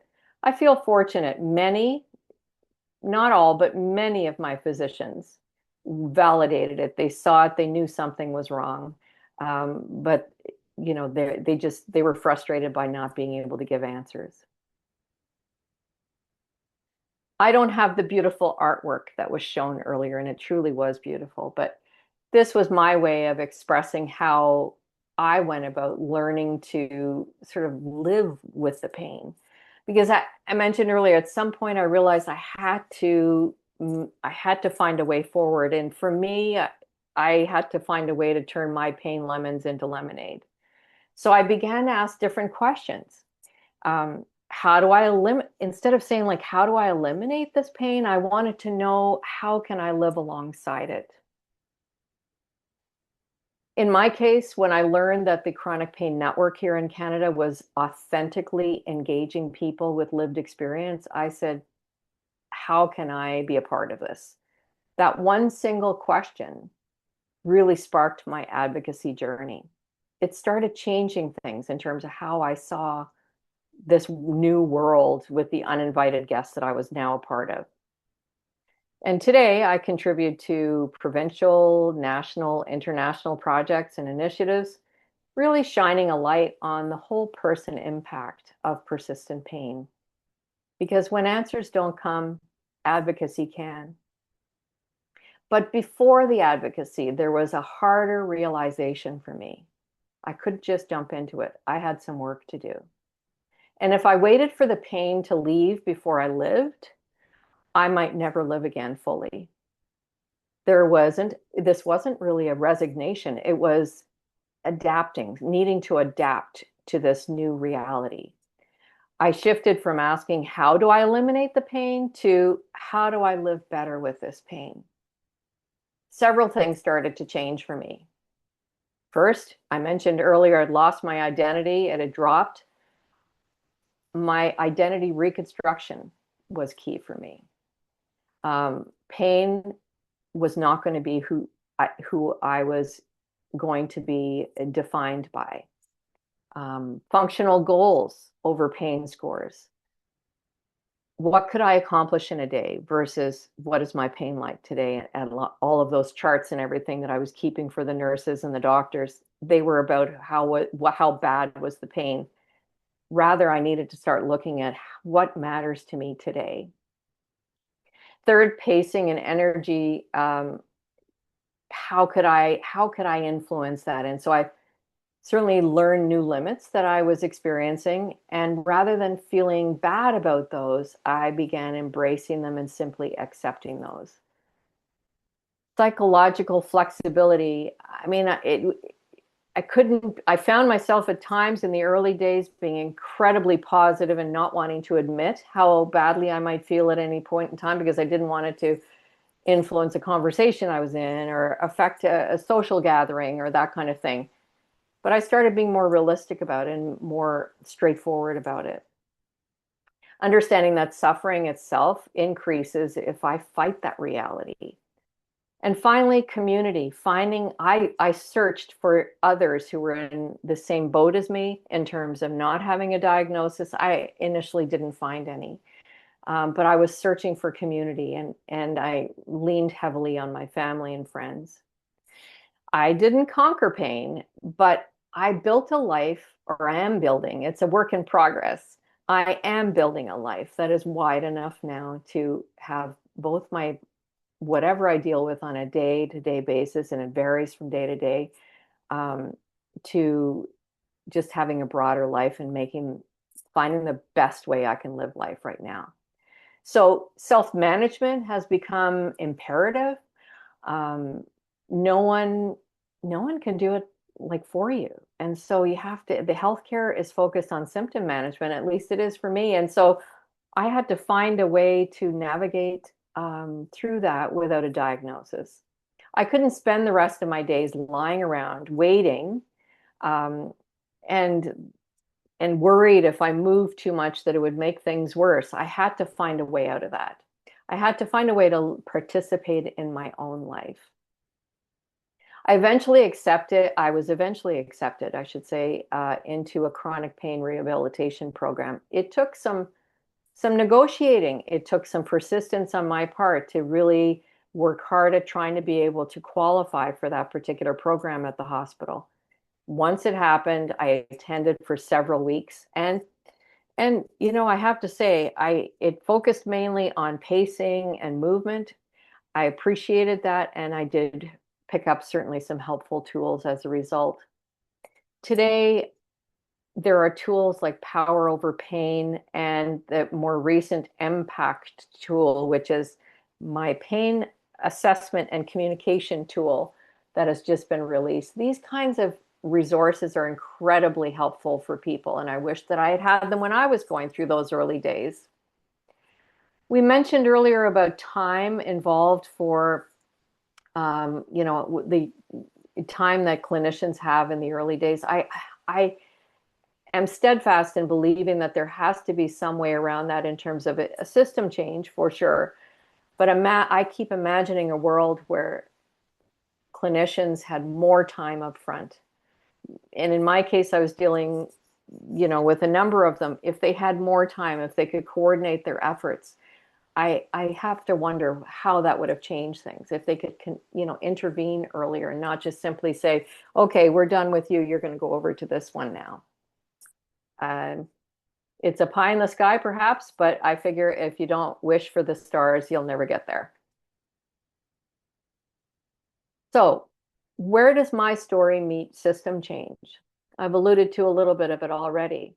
When I was downstream, I saw really overwhelmed clinicians, ones that were frustrated by not being able to help me anymore. Patients, along with myself that I'd see in the waiting room, cycling through these endless appointments, long wait times that I mentioned earlier, reactive care focused on symptoms, all good stuff. I mean, as I said earlier, there were advantages. If I was to look at it through a lens of upstream, I might hope that my experience, given the view that I have on it now, I would think that these preventative strategies would be a priority. Early pain education for those who are willing to hear it and accept it. better, integration, as I mentioned earlier. I felt drawn to advocacy. There was something so incredibly powerful about it. And I can say that the early days, I was petrified of being at the table with, in the patient engagement committee that I first sat on. Who were these people around? They know so much more than I did. But somehow, it all kind of worked out. Everyone was patient, and we learned from each other.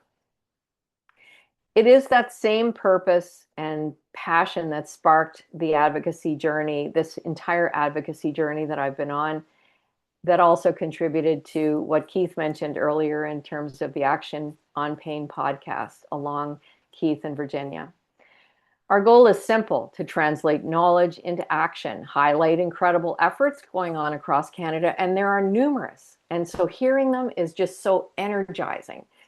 And it calls for better data, better training, better access, and better partnerships, drawing on the people with lived experience for the action plan. And I often think if we could just wave a magic wand and have all those goals and recommendations completed, life would be very different for people living with pain. If we truly want change, I believe that those living with pain are the best position, or in a terrific position, to be able to affect change and help influence change.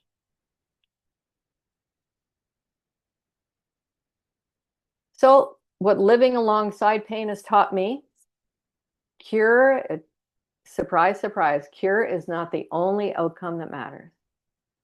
Pain may be biological, but living well with it is biopsychosocial and spiritual. That whole person lens shapes our ability to function, to adapt, and to live better alongside this pain. It has taught me that awareness and education really matter. Dignity is clinical. Listening is intervention. Validation reduces suffering. And systems shape experiences just as much as symptoms do. If upstream work prevents even a fraction of people from falling into chronic unsupported suffering, it matters. If downstream care could become more compassionate, coordinated, and integrated, that would matter. We need both. We need lifeguards. We need all the walk upstream. And yet I am just one person living with pain. But piece by piece, supported self-management and advocacy has helped me to rebuild the parts of my shattered life. I do what I can when I can. And people like me are learning to live with pain. And that's my highest wish for anyone living with pain, is that they learn to live with it, that we are doing our best to manage it and to live fully in as many ways as possible, and turning those pain lemons into lemonade. It's not always easy. This past week was a good example of that for me, but it's not always easy, but every effort makes a difference. My advocacy now lives on both ends of the river, is how I see it. Downstream, I advocate to improve care for those who already living with persistent pain, advancing whole person approaches and reducing the stigma of being undiagnosed is the focus of mine. Upstream, I support the implementation of Canada's Action Plan for Pain. My pain is still real. There is still no diagnosis. The river still moves, but I'm not drowning anymore. I have learned to live alongside pain, to advocate within systems, and to rebuild identity, to redefine for me what wellness means. Upstream and downstream are not opposing ideas. They are parts of the same river. And if we listen closely to people living in the current, we may finally learn how to change its flow. I am grateful to my pain for one reason. It brought me here. Today gives me hope for the future of pain. And I want to thank you very much for listening.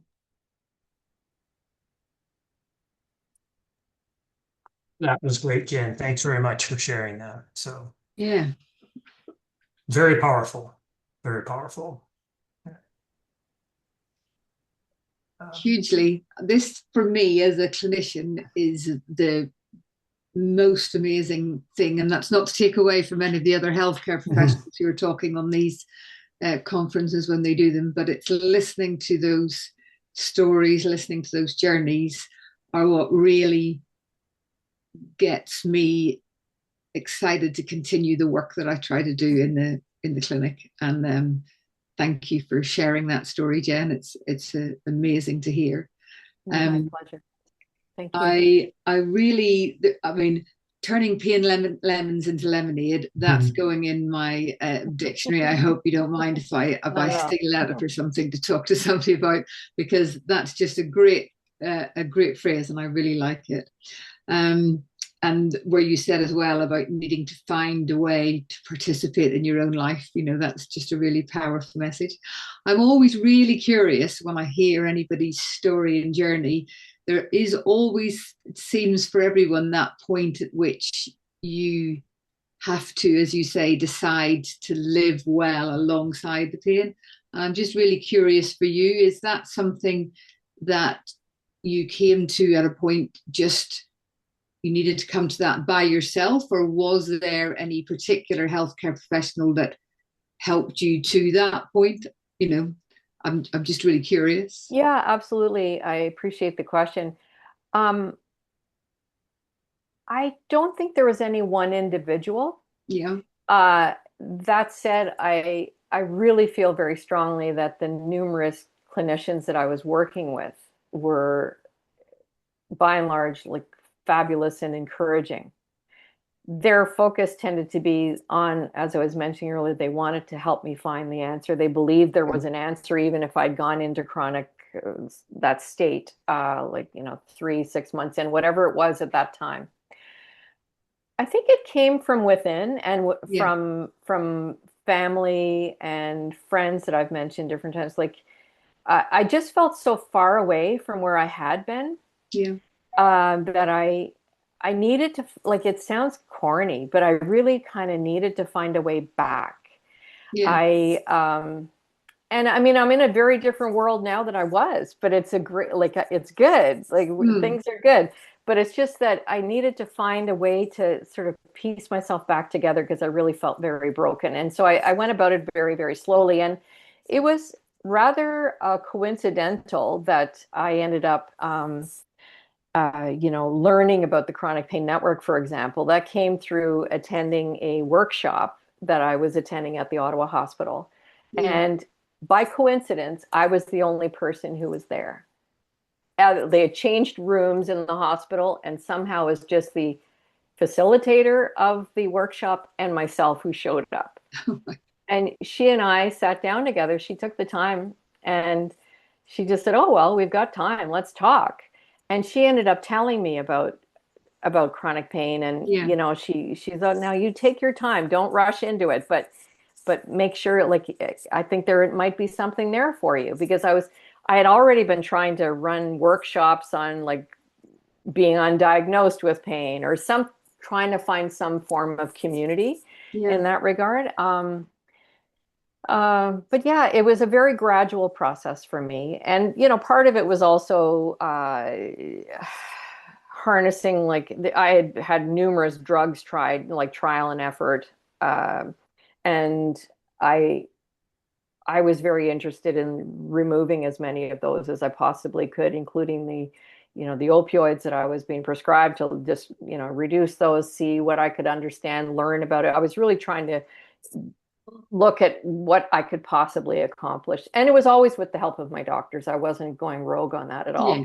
But it was a gradual process, but I think it really did come from within, just wanting to, I really missed where I was at before. It was, when I use the word shattered, I don't use it lightly. It was a real shattering experience for me. And and it was just, and I forgot to mention, it's a very localized pain. So, I mean, I kept joking around with my doctors that if they could just cut out this one part of my right upper quadrant, I would be fine, Yeah. But Yeah. So I hope that answers your question. It's a bit of a Yeah. vague answer, but it's the best I can No, do. no, it is one of those things that I'm just endlessly curious about, because I think possibly that moment does always have to come from internally for everybody. But I'm just always curious, if you could bottle how people get there, and you could bottle whatever that change is that helps people to get there, it would be lovely to be able to, as a tradition, help other people to get to that. But I think it does just have to come from inside. So, And I think I had mostly clinical focus, and so mostly the biological focus. And so I didn't have the benefit of a whole lot outside of that. But maybe just great discussions with my doctors, and, them just acknowledging, like recognizing, and then saying, okay, what can we do about this? But yeah.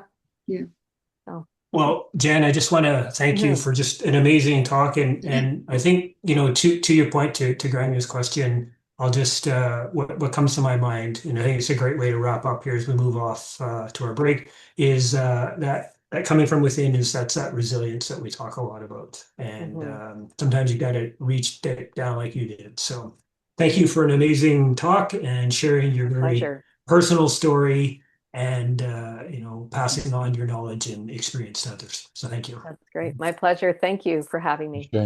And I know you got to go. You've got a big trip coming up starting tomorrow. So thanks for staying up late and doing this with us tonight. That's great. No, I appreciate it. I'll be listening in on the recordings after the fact. Thank you, everyone. Okay. Thanks very much. Okay. All right, Pete, we'll move into a 3-minute break, and then our dear friend Joe Belton is up. Yeah. So, Joe, can you bring up your slides in readiness?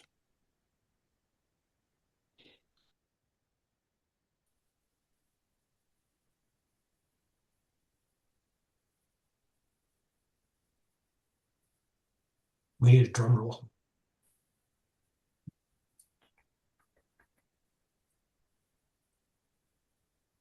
Oh, Love them pictures, man. We have launch. All right. Well, let's just take a couple of minutes, and let's say we'll come back at 10 to the hour, and the floor is yours, Joe. Sounds good. Okay. I'm still yellow. But you're still you. How do we look? You look great. Oh, flagging a bit in a moment. I just got to step out for a moment. I'll be right back. I'll have to start on the coffee soon. Well, Phil will have the coffee start. Yeah.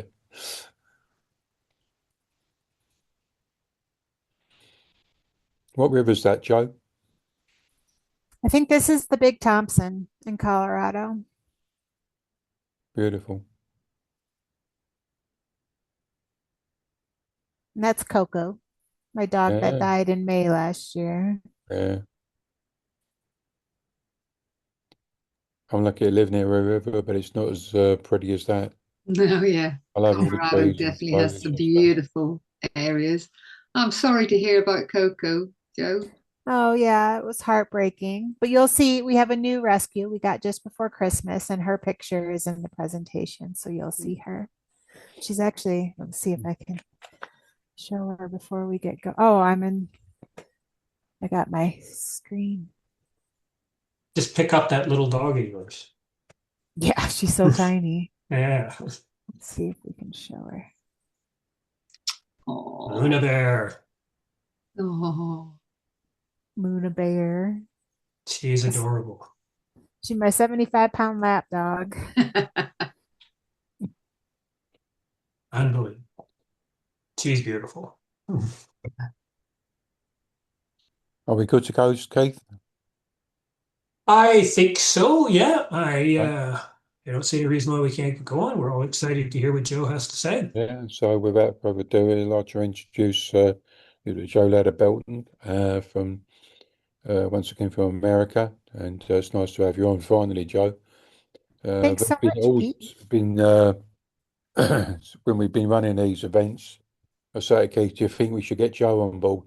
Because I know you was all busy with stuff and whatnot, and we we see you as our self-management sister.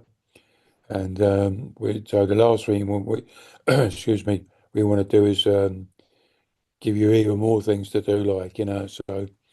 But as we're getting, well, especially me, excuse me, especially me, clocking on with them at years now, I thought get this young lady on.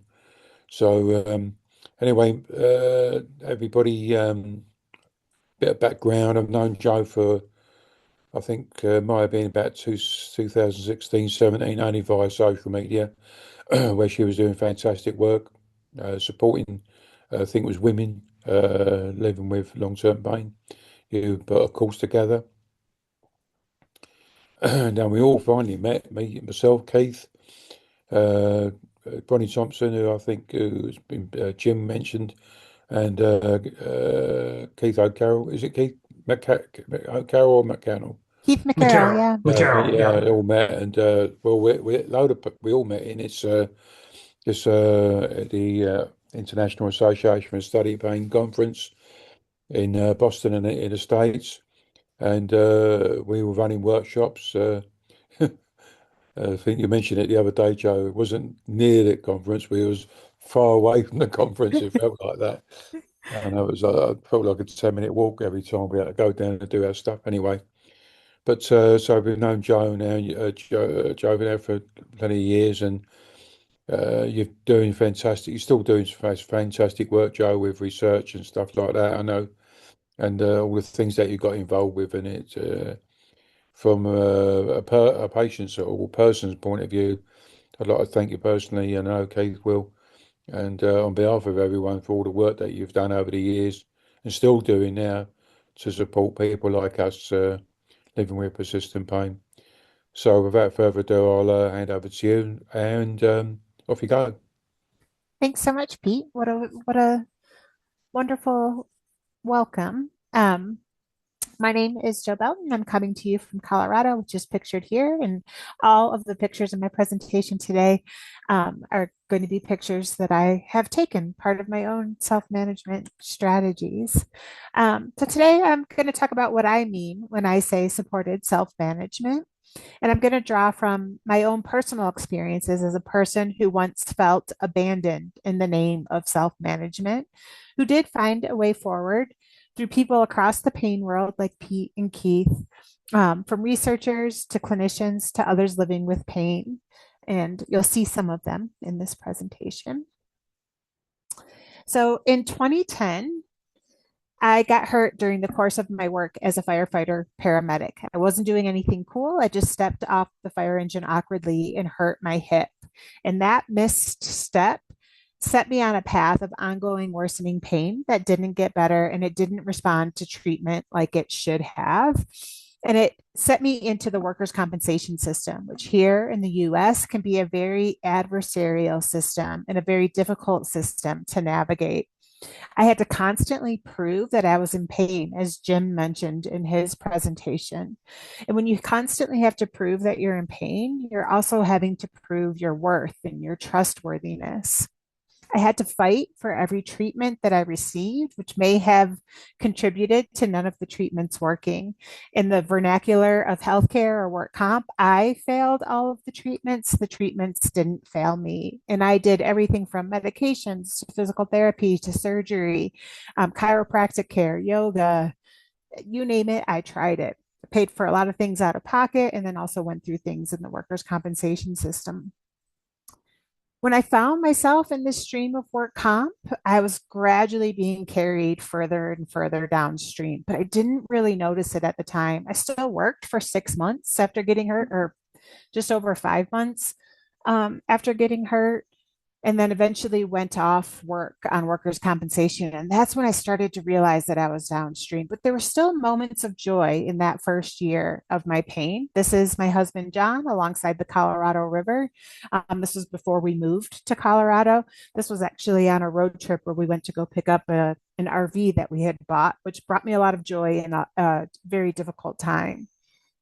But within the workers' compensation system, I was having to fight for that care. And I would go weeks, sometimes even months without receiving any care at all, not even hearing from a health professional or not even hearing from somebody within my fire department. So I felt very alone and very worried about what the future held for me because my identity, my financial security, my friends were all wrapped up in my career as a firefighter paramedic. So this year that I started slipping downstream, I went way, way, way downstream over the course of the next 3 to 4 years, really about 3.5 years where things were getting worse and worse and worse. And my world got very, very small.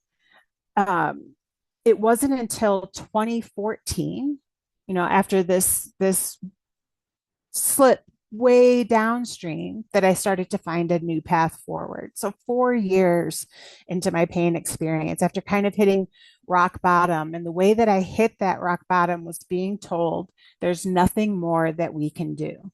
I had some lovely clinicians during my time in work comp, including my surgeon that did my surgery. He was actually the one that encouraged me to get out of the workers' compensation system and figure out my pain on my own. But I was essentially being abandoned by the system. There was nothing more that work comp said could be done for my pain. So I had to figure it out on my own. I had to figure out how to self manage because there was no other option. And there's a lot of people that are in my situation that hearing the term self management can feel like a form of abandonment by the healthcare system, that we can't figure out what to do with you. So you have to go figure it out on your own. And that's why I think the term supported self management is so important because we need support. None of us can do it on our own. The way that I kind of figured out how things were going to work for me, which is not a viable path for most people, nor a desirable one, was I went back to graduate school and I studied human movement and pain to try to figure out my own pain. And during the course of my schooling, I had an assignment where we had to interview someone in our field. And since I was in chronic pain, at this point, I had medically retired from the fire department. I didn't really have a field. I had no idea what the future was going to hold for me. So I figured my field was pain. And I reached out to Lorimer Moseley because I had read some of his work during my master's program. And amazingly, he said, yes, agreed to a Skype interview. This isn't actually a frame from that interview. It's from one a few years later, but I figured I'd throw it in there since he's going to be presenting at this conference later too. So in 2014, I think it was May of 2014, I had this Skype interview with Lorimer Moseley, and we talked about pain. We talked a lot about my pain. I pretty much told him my whole life story in the email asking him if he would agree to this interview, but reiterated a lot of that and just really had this long, lovely conversation about my pain in particular. And he was very engaging and very engaged and very curious about my pain. And we had this wonderful conversation. And I was sharing all of these things that I had been learning that I was trying to reconcile with my own pain and my own experience as I was trying to find a way forward and figuring this out on my own. I asked him during the course of that interview what the one thing he would want people with pain to know or to do. And he said that he should give a sciencey answer, and he gave a sciencey answer, but then said that his real answer was to love and be loved. And it's not hyperbole for me to say that that changed the course of things for me. It was a time that, I'm 4 years into this pain experience. I've been utterly changed by pain. As Jen said, shattered by pain. My life had been so upended by this pain experience. I lost my career, which meant that I lost my identity. I lost all of the things that I loved to do. I was a runner. I was a heavy lifter. I would tell you all about, how much I could weightlift. It was one of the things that I prided myself in. Beating the guys at the station in terms of like the RX CrossFit workouts, those sorts of things. I was a gym rat. I was all of these things before pain, and now I was none of those things after pain. my world had become very, very small. I couldn't sit. So that meant I couldn't sit in a car. I couldn't go meet a friend for coffee or go to the movies or go out to dinner. So I rarely left my house other than to go to work. I still worked on light duty for a few years before I medically retired. I didn't like who I was, in 2014. I didn't like who pain had changed me into. And I was still so much searching for that answer to pain before I could even figure out any semblance of a life. And in that waiting, didn't feel very loved and didn't feel very loving in return. So, this idea that to love and be loved would be the key thing that someone with pain needed to know or to do was really eye opening for me. And I tried to then figure out what were those things? Who were the people? What were the experiences? Where were the places that I loved that I had totally disconnected from that I could reconnect with? And could I start reconnecting with those things with pain rather than waiting for pain to be gone? Jen mentioned something similar in her talk too. So I think this is a common experience for many of us. 2014 was also the first year that we came to Colorado. So this is another picture. This is the Fraser River with the Winter Park ski resort in the background of where we are here in the Fraser Valley. And it was this combination of kind of seeing that there might be a different way forward and with my pain rather than trying to fix my pain before finding a way forward, and coming to Colorado that I really started to start living again with pain or alongside pain and managing a life with pain. I stopped trying to solve for pain because that was driving me mad. I could not figure out what made me flare up. I couldn't figure out, why some days were good and some days were bad. And trying to figure all of that out was driving me crazy. So I had to just stop doing those things and start focusing on the life lived with that pain instead. Photography was one of those ways of getting me back into the world, getting me back into the places that I love and doing the things that I love. And being outside and in nature is one of the things that I have always loved from the time that I was small. I went on my first camping trip when I was like 3 months old or 4 months old, and I've been camping ever since. But it was one of the things that I got away from in those worst years of my pain. So now in 2015, after like some time of thinking of a different way forward with my pain and having gone to graduate school and got my master's degree, I'm living my life a little bit differently. My life around pain has gotten a lot bigger, even though the pain didn't change. The pain hadn't changed at all at this point, but my life around it was so much bigger, and that meant everything. And we had a recent snowfall. This is in 2015. This is the Fraser River. And I loved the way the snow looked on the trees and on the rocks in the river and the dark black water of the river and just this contrast. It almost looks like a black and white photo, but it's not. And it's just a photo taken from my cell phone. But to get this composition, to get this image, I had to step out onto two rocks in the middle of this, snow melt river. And to get the exact framing that I wanted, I had to squat down because I just have my cell phone. I don't have any like fancy Zoom or anything like that. And if I did use, Zoom or anything like that, it would all get pixelated. So I'm squatting down over this ice melt river to get this picture. And I looked down and I was like, holy shit, I'm squatting.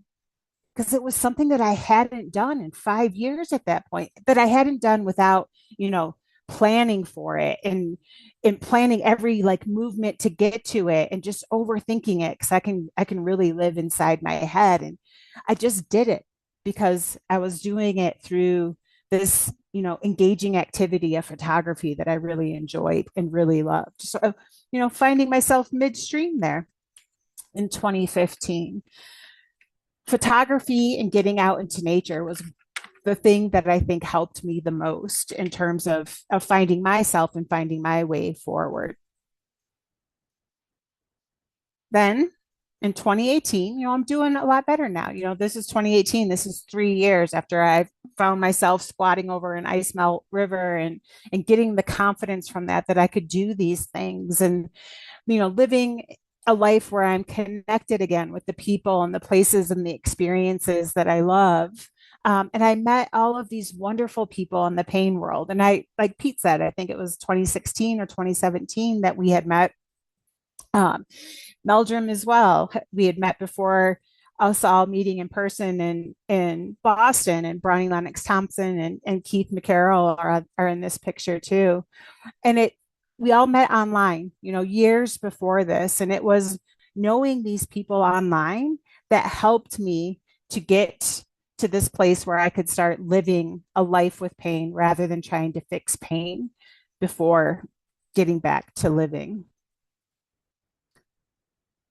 When it comes to people, because people have been so key, when it comes to self-managing pain, we cannot do it alone. We cannot do it alone. So I needed, the people in my real life, the people that my family, my husband John, my friends, and then the people that I met in the pain world that I met in real life in Boston in 2018, and we're all still friends. And then the best people I know are all dogs.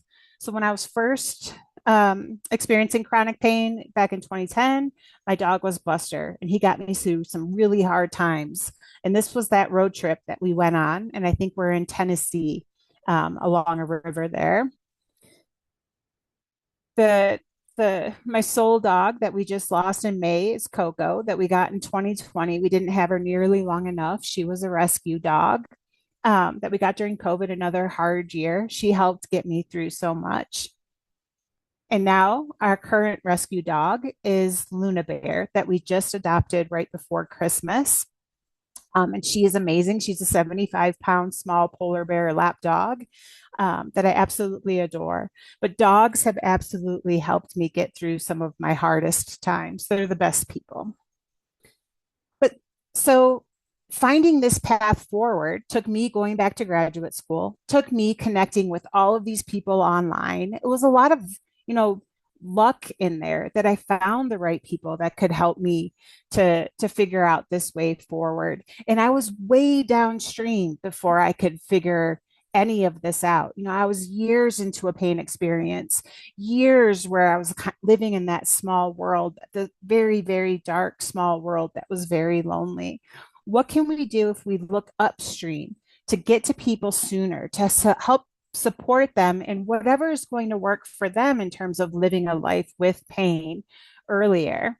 You can see John and Coco in this picture. This is St. Louis Creek in the Fraser Valley where we live, and that's Byers Peak in the background. I really think that we need to think differently when it comes to healthcare in general, and when it comes to pain in particular. We need to shift streams. I love this picture because this is the Fraser River, and you can see the Fraser River Trail. I'm pointing to it on my screen, which you can't see me doing, but here's the Fraser River Trail.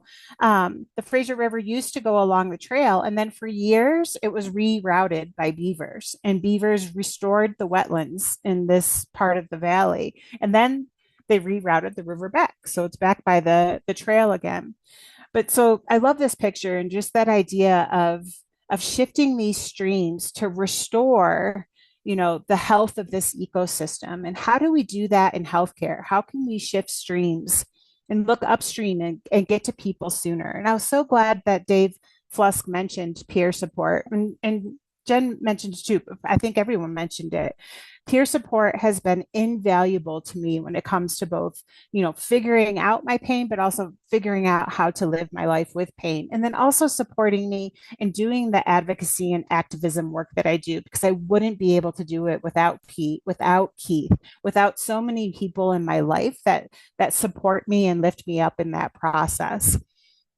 And this is so important in so many different areas of life. So this picture was taken also in Colorado at a retreat called Casting for Recovery in 2024. A week after the World Congress on Pain in Amsterdam, I was diagnosed with breast cancer and went through 2 surgeries and a month of radiation. And now I'm on medication to keep the cancer at bay. And peer support was a big part of that process too. And this was a retreat organized by this organization called Casting for Recovery, which is a fly fishing retreat for women at any point along their path of breast cancer. It was another just key moment for me where I realized the power of peer support and coming together with people who have a shared experience. Of course, all of our experiences are different. How we're diagnosed is different. How our treatments are all different, just like with pain, breast cancer and pain, everyone's journey through those things, I hate the word journey, but you know what I mean, is going to be different. But there is that shared experience of being diagnosed with cancer and being treated for it, or having chronic pain and having to figure out how to live a life with that pain. I think that we could bake peer support into health systems, that we can bring peers, compensated peers, people, who are paid and valued for their time into health systems. In breast cancer, I had a nurse navigator that helped me to navigate appointments, that helped answer questions, so that I wouldn't have to ask my oncologist, that, just helped me through a very difficult time. We could have peer navigators as well, people who have been through, chronic pain and trying to figure it out, be built into the health system to help people much further upstream when they're dealing with pain.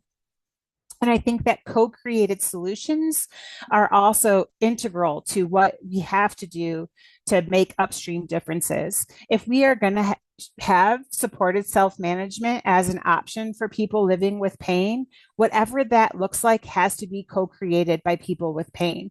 And not just in a clinical setting where the patient and the clinician, are figuring out what's going to work for that individual. But I mean, broader scale solutions need to be co-created by researchers, clinicians, people living with pain coming together to figure out what that looks like. I shared this is from the breast cancer retreat too. And this bridge, I don't know if you can really see how thin it is. It is the thinnest bridge I've ever seen. People drive over this. People drive over it, which is just, that's bonkers to me. But like, if we can create a bridge that is this thin, that supports the weight of cars, I feel like we can co-create some supported self-management solutions together. And I don't think that this can happen just top down. We can't say this is what the evidence says about what people with pain should do, because a lot of times that doesn't apply to the real lives of people living with pain. We need bottom up solutions too. We need to meet in the middle so we can all come together and co-create solutions that are going to work for more people in their real lives in the real world. But no matter what we do, co-creating these solutions, developing peer support, coming from outside the system to provide peer support, working within the system to integrate peer support into health systems. We, as the people living with pain, as clinicians who are treating people with pain, as researchers who are researching pain or supported self-management or whatever it might be, we need to find each other. We need to all find each other in whatever streams we're following and sit in it with them. This is actually my brother, and this is the Colorado River again up in Rocky Mountain National Park, and this is us having lunch by the river. I think that the solutions that we need to come up with are going to come from us. They're not going to come from governments. There's governments that are doing great things. I know, especially Canada. You guys are doing amazing things up there, but that's not happening everywhere in the world. I think that the solutions are going to have to come from us, both from within systems and from without them, and that we can only do it together and supporting each other and lifting them up, which is why I'm so grateful to be here today and to be with so many people that I love in talking about this. So that's all I have. Again, this is Colorado River and Rocky Mountain National Park. Colorado is a beautiful place to be. I share lots of thoughts all the time on my Substack. If you're interested, you can hit that QR code or hit me up on email if you want to talk about some things. I'm always open to having conversations and would really love to have conversations about what we can do to integrate more peer support and co-created solutions into health systems further upstream so that people like all of us don't have to, flail so far downstream and feel like we're drowning before we get the support and resources and friends and peers that we need to get us through it. Oh, Joe, thank you. You said you love us. I'll tell you what, Joe, baby, we love you. There's no doubt about that. I mean, if I was sitting here and flagging a bit, and I'm sitting here, I know I had my camera up, but I'm thinking, I know she can't see me, but I'm sitting here nodding, keep going like this. I'm agreeing with everything you're saying. And I think, yeah, it's and I think that last bit where uh, if we're waiting for other people to do, it's always that saying it. Well, someone's got to do something. Well, sometimes it's got to be that someone's got to be you or us. Yeah. If we're waiting for the things to happen, we're going to wait a bloody long time. It's got and things grow from the bottom up. Right? I know there's some fruits and veggies can grow from the top down, but they can stay vegetables. But we ain't vegetables. We've got to remember we're not trees. We can And move. I think we really have to get creative. And I think it's really hard to get creative in existing structures because they're not built for that. And they're not really built for us. And Yeah, I think that if we come together to find solutions, and we can do it outside systems, I know that I am very confident that we could prove that they're worth doing yeah, and that maybe systems would start to adopt them. But we need more compassionate systems, more support within systems, not just for people living with pain, but for clinicians too, for researchers. Like yeah, academia can be toxic, clinical environments can be so high stress and toxic, and people in those environments cannot feel supported too. So what can we do to all come together to support and uplift yeah, each other and come up with more innovative and creative ways of helping people with pain that aren't confined by the constraints of the system? yeah, yeah. How are we doing for time, Keith? We're good for a bit. Yeah, no, we've got some time Yeah. here, and I suspect Granya's probably got some thoughts because she's a big Oh, fan I of Joe. Oh, There always you have go. thoughts. There I you know, Always have go. I thoughts. know it's I going to mean, inspire you. I could listen to you talk always, Joe. I've missed seeing your face and hearing you and things. It's been too long. Um, Thanks, Grania. there was a couple of things there that really ticked in it. Sort of going back to Jim's talk as well. It's this whole idea that where he called it expectation violation, and you, when you were talking about that thing where you were concentrating on taking your photograph, and it was like I've just squatted, and it took me back to the last European conference we did, Pete, when we had my good friend physio Leanne Clark from Northern Ireland, who Yeah, works with older adults who have got frailty and different things like that to sort of self-manage and self-manage their pain. And a lot of the exercises that she focuses on when she's working with people is just about getting them to do a different task, like getting somebody who used to enjoy playing golf to have a little indoor putter and a little ball and to be moving sideways so that you're all of a sudden you're doing something that you would have been scared to do or would have really overthought about, and then being helping people be sort of open and curious about that and go, oh wow, I did that. I didn't expect I could. And I think it'd be really nice to hear lots more stories of clinicians being able to get creative like that and to think outside of those narrow exercise boxes or treatment focused boxes that we think in. And I mean, that's the hope of people signing up to events like this and hearing people like you and Jim and others talk, to kind of get outside of our heads and really be open to those experiences of what people can do. And just the whole peer support thing, I think you're right, it's just so key, isn't it? And Yeah. And Virginia McIntyre gave a talk at the last conference we did about the network that's being set up in Canada. And I do think at the moment, Canada seemed to be the sort of world leaders from our perspective in kind of moving forward with that. But I think it would be I think health systems aren't thinking about it enough, financially supporting it enough, but I think it could relieve so much of the burden within health systems to integrate peer support into the systems themselves. Like having a nurse navigator when I was going through breast cancer was such a relief. I'm like, why don't we have this for chronic pain? Why don't we have chronic pain nurse navigators that, or just pain nurse navigators?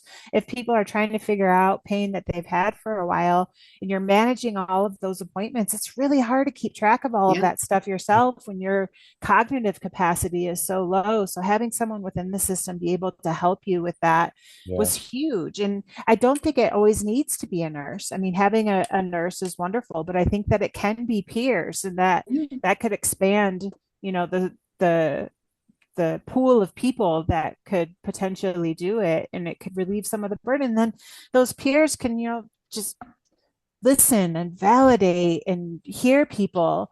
And I think that you always hear advice and guidance and recommendations from someone who has gone through it differently than if it's just top down. And people can help you not just learn new things, but also give you hope that there is a better for you too. There's a better for this person that they found, that maybe there's can be a better for me too. I think that peers integrated in the health systems could revolutionize pain care. Absolutely. Well, it's that thing they talk about, representation matters, doesn't it? Seeing yourself in the systems around you makes you feel seen, whether that's, people talking about seeing things on screen, whether, they can see themselves where before, their voice wasn't heard. So it is definitely something I think that is one area that's really lacking, and or where peer support is tried to be brought in, the system isn't there to then support those peers as well, because if they're going to be working within a healthcare system that we already know is quite fraught, even for clinicians, you need to have then the structures to support those peers too, because they're still on their own journey. So I'm sure, I don't know what Mary's going to talk about, but I'm sure she could talk about about that in her talk. Absolutely. I also think we could use more dogs in healthcare. Well, always, right? 100%. Yeah. More dogs everywhere in life. And so just to wrap this up, because Mary Up is up next, I just wanted to say, Joe, you had just so many excellent points in there, but a couple that really resonated with me. There was a lot there, but I think a lot of people who find themselves in this experience of living with pain, it's a very adversarial relationship they have with their pain. There's a lot of fighting and pushing against it and anger. And that can often be changed when you come across somebody who treats you with just a little bit of humanity, compassion, and love. And that can be the key to unlock that, because I hear that in your story. I've heard that from a lot of others, because pain is not fun, and we don't, nobody likes it. And so you have this really dysfunctional relationship with it. And when somebody just meets you as a human being and shows you some compassion, it can give you that space to change. So as always, just a beautiful story, beautiful photos, of course, and more dogs. I live in a beautiful place, so the photography is easy. I would also like everyone to know that watches the video that I'm not orange. So no one needs to be concerned. This is not actually my skin color right now. I don't know what's going on with my life. We've seen you in person. Yeah. So, and I just wanted to say you do live in a beautiful place. I've been to Denver, but it's no British Columbia. So. Well, Denver is not the mountains either. Well, okay, great. All right. Okay. We could go on for hours. So thanks, Joe. That was amazing. Just wonderful. So thanks, guys. Thanks a lot. We're just going to take a break for a minute or two, I think, and then Mary Wing, you're going to do your brilliant thing. Look at that. Mary Wing's going to do her brilliant thing. Lorimer. There you go. Mary. I am probably going to be repeating what everyone else has already said, to be honest. See ya. I did put my camera on. Hang on. I feel for you, Mary. You're coming in at the end of it all, but it'll still not quite. Not quite. She's the penultimate speaker, so. Oh no! Oh, here we go. Look at all them emails. Look. That's email. Yeah, I can't. That's it. That's when I was emailing you, Keith. I had everything organised. I had a little bit of a schedule panic, but Mary set me straight. So, AI sometimes isn't as smart as it thinks it is. So, we can see your screen, Mary. So that's great. That's okay. I just want to get so that I can actually click on the word slideshow. Yes, ma'am. I don't know about you, Gonya, but it feels like we're going around the world today, don't we? Is that right? Yeah. You got her. Yeah, 100%. Been to Canada or Newfoundland, Canada, and now we've been to the US, and now we're going down under. What a trip, mate. And it's free. One of my slides is even the same as one of David's. Only I've put a thing over it and rewritten it, but at least it still looks the same. How embarrassing! Well, it's all in how you present the information, right? Yeah. So, Embarrassing. So, as Rod Stewart used to say, every picture tells a story, and your story Oh, most yeah. certainly does. Oh, maybe great minds think alike. Hey, I've got up there, you can hear me, can't you? Yeah. Yeah. You Yep. can see me? No, you can't. See, Okay. I've turned that video on twice. Now Yeah. you can see me. There you are. Twice Yeah. I've turned that on, and twice it turned itself off, so I hope it doesn't do it again. Yeah. All right. Well, did we want to just carry on, or do Yeah. people Should we need a crack break for a on? minute? Yeah. Let's go for it. All right. Okay, Mary. Well, the floor is yours. So, welcome, Mary. Thanks for joining us. It's great to have you here. Just a quick introduction because you can talk about yourself. You know yourself best. But Mary Ling is coming from Adelaide in Australia. I've known Mary. Mary and I met in person in 2019 in Amsterdam at the GAPA conference. So we're all having these connection stories that now go back a few years. So it was lovely to meet you in person and then continue to stay in touch and work on projects. So Mary's got lots to offer. She is a person who lives with pain and does amazing advocacy work there in Australia and Adelaide.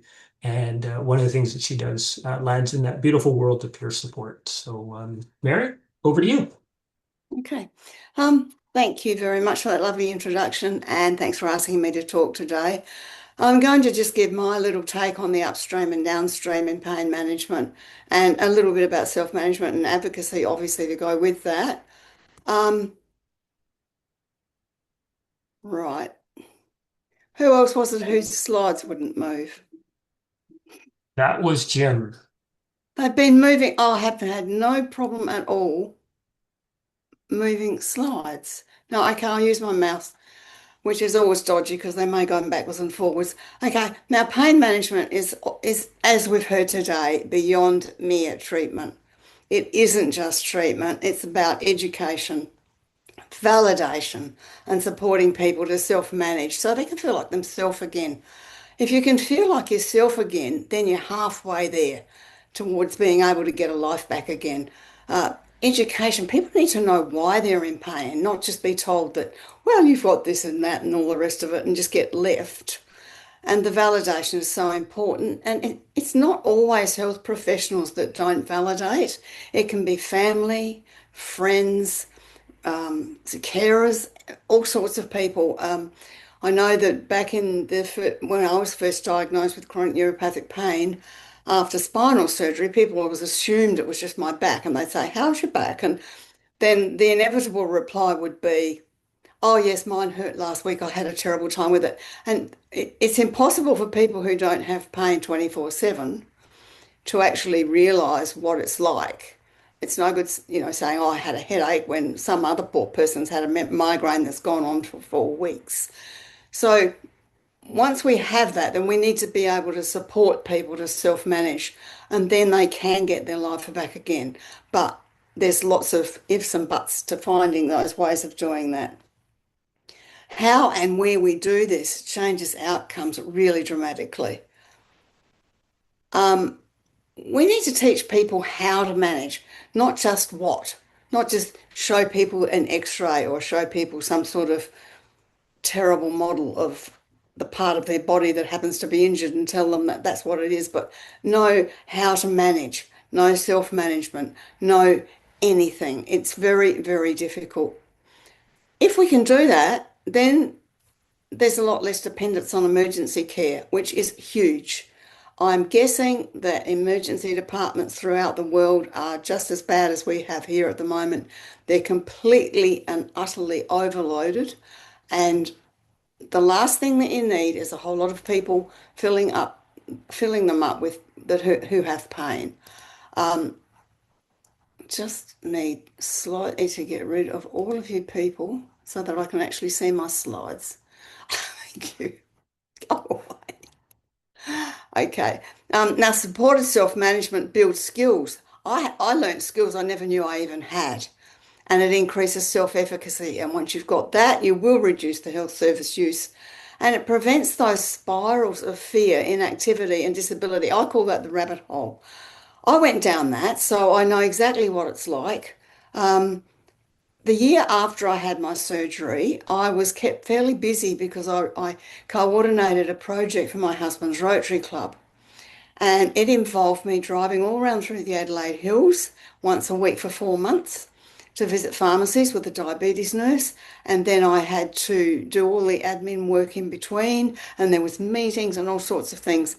And I managed all that with an anti-inflammatory tablet and a TENS machine. And when I look back in time, I think both of those were probably placebos, but nevertheless, it worked.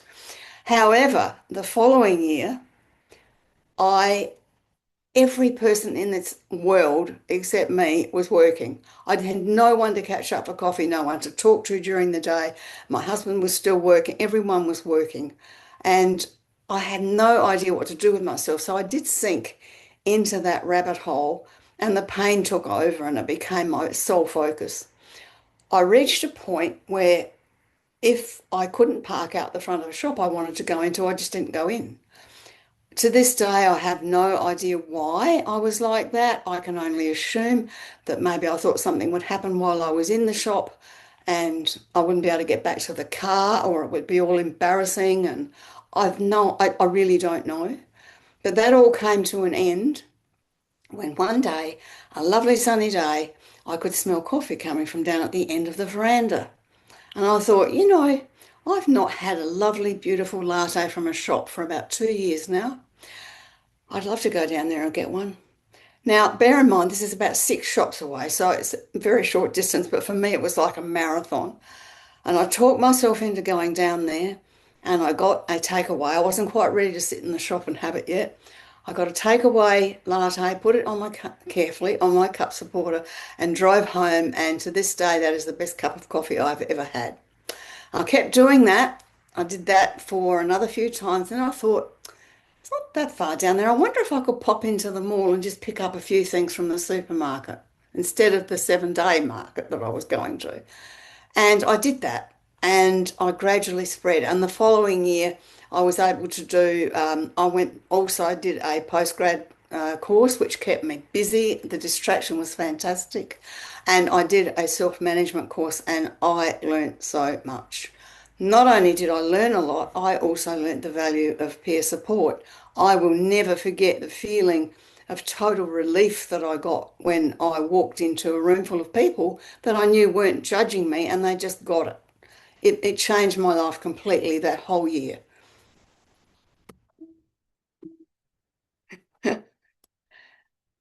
And I felt like me again. Sorry about that. Okay, now, obviously David and I had great thoughts about this slide. I've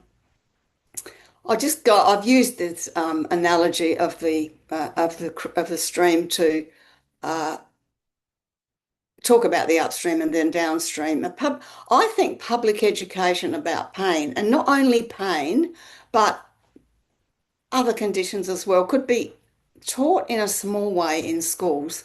I can still remember one year in school when I was about 12, I think, we had once a week, we had this lesson called health. Now, all it was very, very basic health information. We didn't have to do assignments. We didn't have to learn and get examined on. I don't understand why that can't be done. And by the time people left school, they'd have a bit better health literacy than people have today. And I think that'd be really good. Obviously, chronic pain would be into that. And any other condition too that you can't see. Because when you can't see it, I think it's worse. Just before Christmas, I was in a moon boot, as we call them here, because I broke my 5th metatarsal on my foot, and people couldn't do enough for me. But the really funny part was that my foot wasn't hurting, but the rest of me was, because I was having to get used to walking around in this moon boot. Education also reduces stigma. So the more people are educated, the more we can reduce stigma. There is so much stigma still associated with chronic pain. That people are hypochondriacs and malingerers, and another term that I hate, I don't even like to mention, but I've heard it again recently, called secondary gains. In all my 15 years of working in this field, I have never once seen or heard a patient who has deliberately stayed in the chronic pain state because of some so-called secondary gains. So I think that's a load of rubbish. Teaching self-management skills early. I think this is vital, and peer support along with that.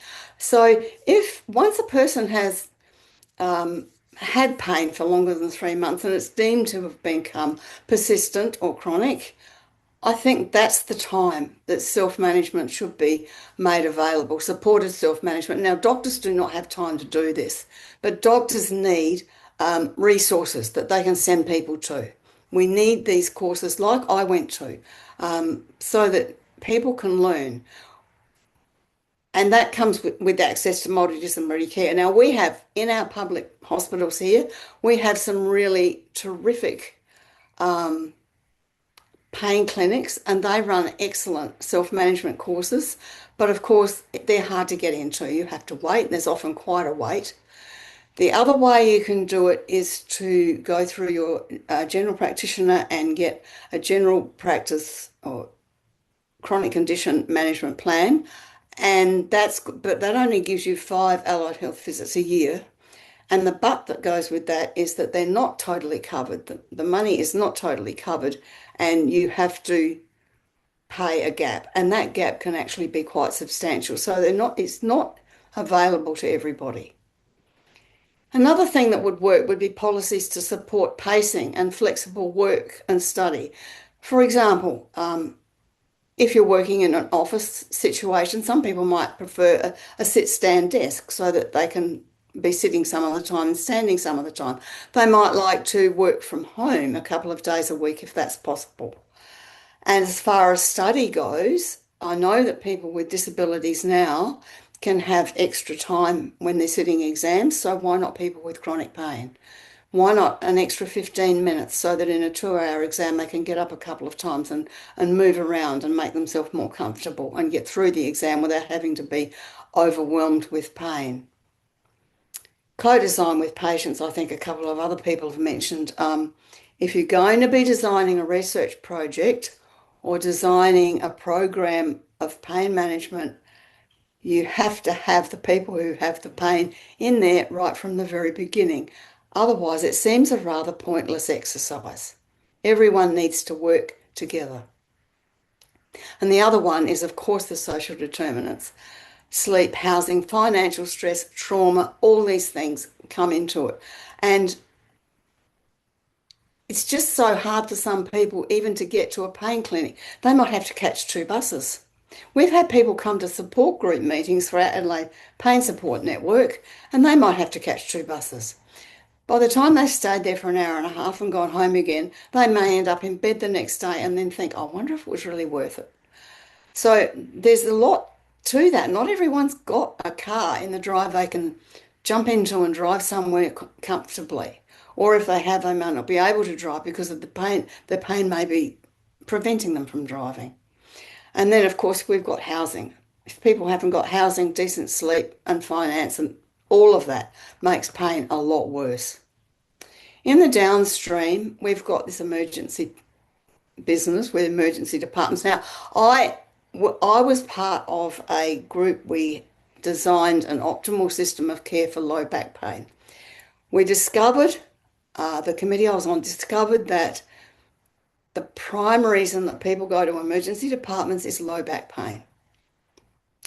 So if there are no red flags, and the paramedics can discern that quite easily, there is no reason for people with low back pain to be in an emergency department.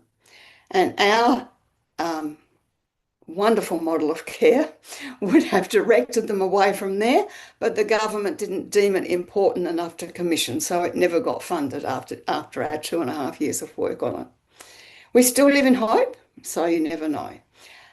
The other thing about emergency visits particularly with low back pain, I'm thinking if people are going there with low back pain, obviously there's going to be people going there with other chronic pain as well. So there must be a lot of people in emergency departments with pain of some sort.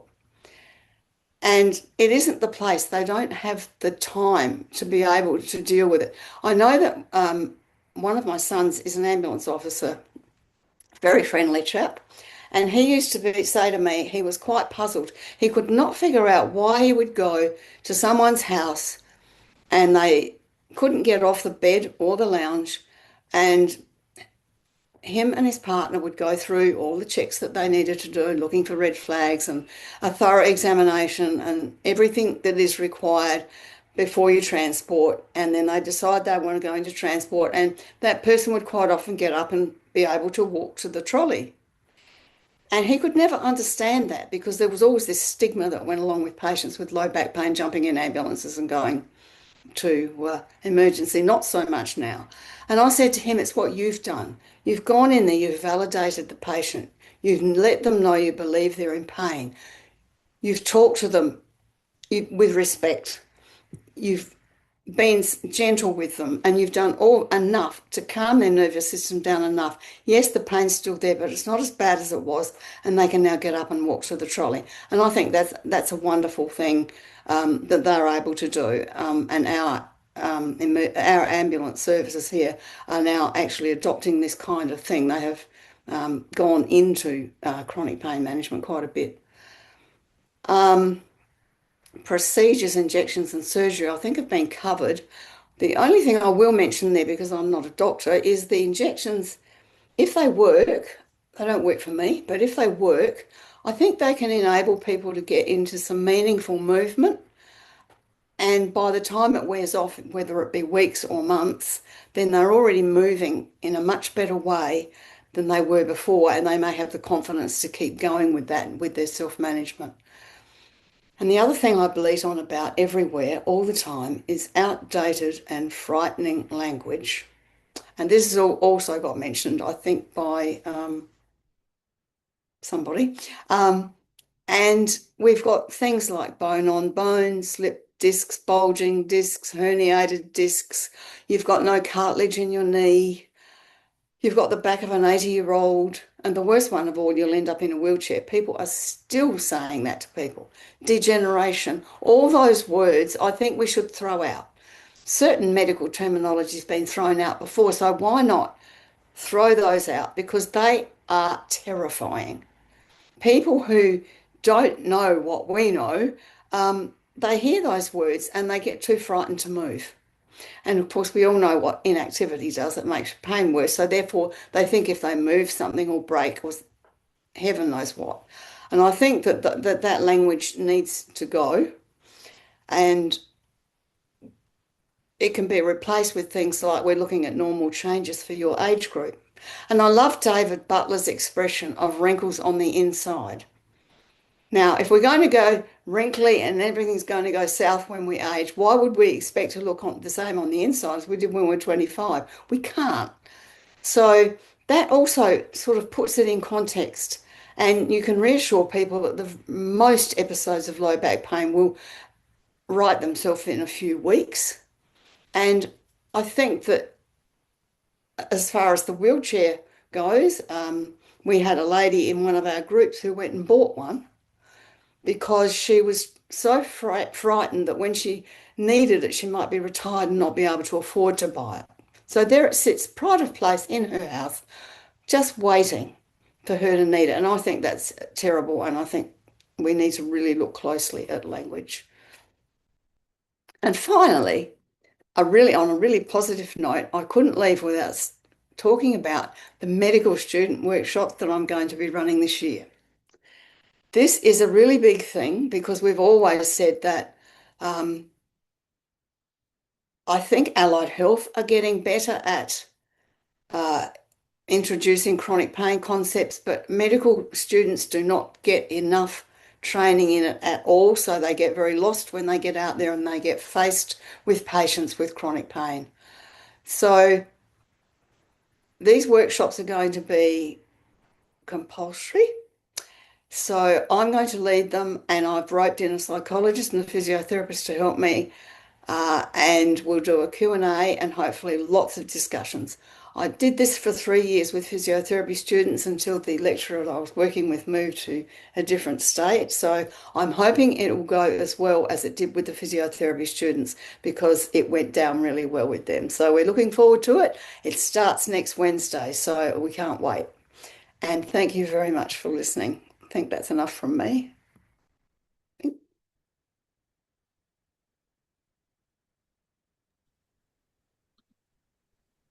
Excellent. Thank you, Mary. Yeah. Hang clap. There you go. So I know there's got to be some questions here. So Granny is always good for a good zinger. You got something up your sleeve? Always have questions and thoughts, you know. Excellent. Yes. I love to see once again, though, that idea of what we just keep coming back to, of people where it comes from yourself. You challenge your own expectations, you challenge your own thoughts of what you can do. You had that idea in your head. It was you that had that idea about going to the coffee shop, that you really wanted that coffee, and you just found a way to make yourself do it. That's the sort of thing that's sort of just so key for everybody in their journey to, that's helped you to start, or it seems to help people to start to challenge that expectation of what you can actually do, and challenge those fears and anxieties about what you can do. So I like that that's an additional theme that's coming through this evening, this morning, this afternoon, wherever. It did. Once I did that, it made me think about, as I said, about other things. And the following year, so many other things happened. I started to research, and that's where I found the pain chronic condition management course I could do. But I did one at university, and I attended the other one as a participant at our Arthritis Foundation, and learnt so much at both places, I might add. Yeah. So yes, that cup of coffee was literally the beginning for me. Yeah. So yeah, it's brilliant. I was really interested in, this whole idea of, you're right, so many people are going to emergency departments with chronic pain, but an acute, a flare up of that chronic pain that they're struggling to manage. And absolutely, emergency departments just aren't set up to help and support people to manage that. So it got me thinking about, certainly in the UK, the way our sort of community healthcare is set up, in terms of GP practices and things like that, where there's multiple, clinicians of all sorts of different varieties in there. Wouldn't it be lovely if you could have, the same way you've got a named first aider in hospitals or departments, or you've got named people that are safeguarding now, to have somebody in a GP practice who's the kind of named person for people to go to when they are struggling with their chronic pain, where they can just somebody to talk to, because it feels like, from a clinician's perspective, speaking to people, and you can tell me if I'm wrong, there's that thing of a lot of it is just the fear and worry about the unknown. What does this mean? Or an anxiety about something that's changed in your social situation, or stressors in your life that would be increasing your pain. And if people have easy access to either, peer support in a GP surgery, somebody that is in the surgery who's a lived experience of pain, or a nominated healthcare professional who you can easily access to talk through some of those concerns, might that be something that helps people to navigate their pain journey and the things that come up in it? What do you think? I think that's an excellent idea. I think that would work well.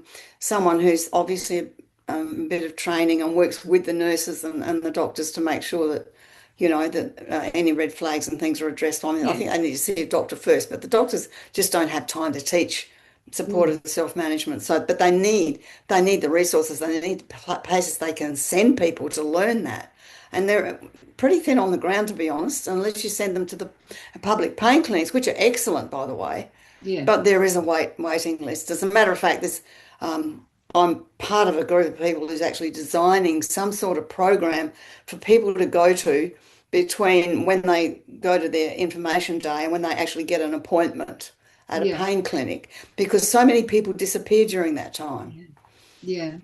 Yeah. And it's important for those people who are deciding policy. It's so disheartening sometimes to hear when, strategies aren't taken up by governments. It's not deemed the current trend or fashion or whatever else. But that curiosity about who gets lost and why, what causes people to get lost in those systems, do they drop out because they become disheartened? Is there some other determinant of their life that is the thing that just becomes too much and makes it difficult for them It's to. definitely a thing with pain.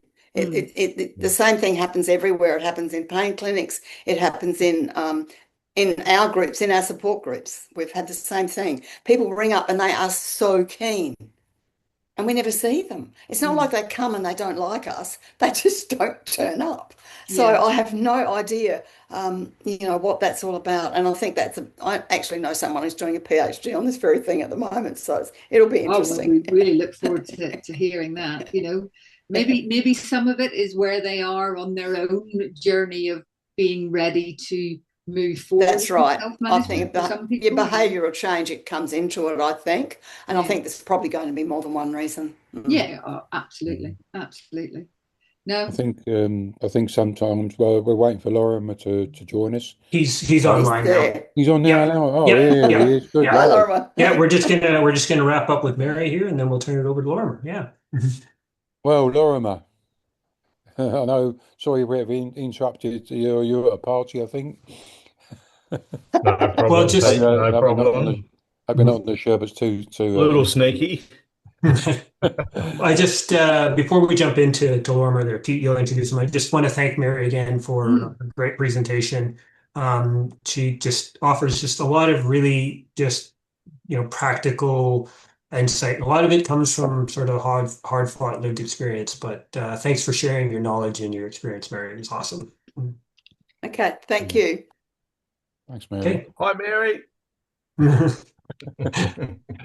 Well, I think you've got your fan club here with you today, Lorimer. You got Joletta Belton as well, been talking about you as well, and she's online. Hey, Joletta. But let me give you a little bit of an intro, man.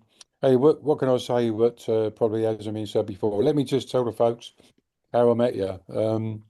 You may not remember this actually, but it was in Turkey, and it was at I think it might have, I know it was a conference. I don't know if it was a European Pain Congress or Yeah, I think it IS one. was. I'm not sure. But anyway, I was sitting in the audience, and then you got up and you was wearing all I can sort of say. I should have been wearing sunglasses because I had a very very wild loud shirt on, and wearing flip flops or thongs as you call them, And I thought, whoa, what's going on with this dude? And then you started talking. I'm thinking, I like this. I like this guy. He's talking my language. And I think I went up and introduced myself, and I don't know, we sort of kept in contact over the years, I guess. I think the last time I saw you was in Amsterdam the year before last, like where you gave a fantastic presentation there. But anyway, listen, Lorimer Moseley, world famous. Well, I'm not massaging your ego here, Lorimer, but listen, man, you not only talk the talk, but you walk the walk. And I'm so impressed each year now you do these cycle rides over there in Australia where you live, etc. Touring around, passing the message and stuff like that on. I mean, that's just awesome, So you definitely walk the walk, like in my books. But anyway, I'm going to hand over to you now, man, and you can have a share. Well, I'm sitting here. I'm ready, rock and roll, baby. Great. Great, great. Thanks, Pete. That's really, really nice. I remember meeting you as well, and I probably had some similar feelings, and we started chatting about talking the same language, and yeah, the authenticity that comes through from you is really contagious. And anyway, I didn't really know how to pitch this, so I just had my best crack at it. So let's just see how it goes. I'll share my screen. You should hopefully see a title slide there that says addressing things early, something like that. Yep, Yeah, looks good. we can see Yep. them. Yeah. Yeah, fantastic. All right. Fantastic. So there's my alarm to make sure I didn't get stuck upstairs and miss this. Thanks so much, yeah, for having me join this group. It's a cool thing that you're doing, and it made me think reasonably hard actually about where my work and my interests and my values and vulnerabilities and things that I like exploring fit in with what you're doing and with self-management more broadly. So this is the brief that I think I got from you, Keith, addressing things early. And in here, you will have some science, a lot of pondering, and 7 points that I'd really like to make. Now, before I start that, it is a custom in Australia to acknowledge the people who've been living on these lands for longer than I can even really imagine. So the Kaurna people, it's Kaurna, have been living in this area where I'm standing at the moment. I'm about 20 metres from the beach in Adelaide in South Australia, and I pay my respects to the original owners and the current custodians of the land I'm standing on. I have bare feet at the moment, and I just love the idea of my toes digging into the sand and knowing that people have been doing this for a very long time. Pay my respects to elders, First Nations people everywhere, and the connection that they have, and connections relevant to my talk. And I'm just learning more about that as I talk with people from ancient cultures, and also as we do experiments in lab with a different kind of culture.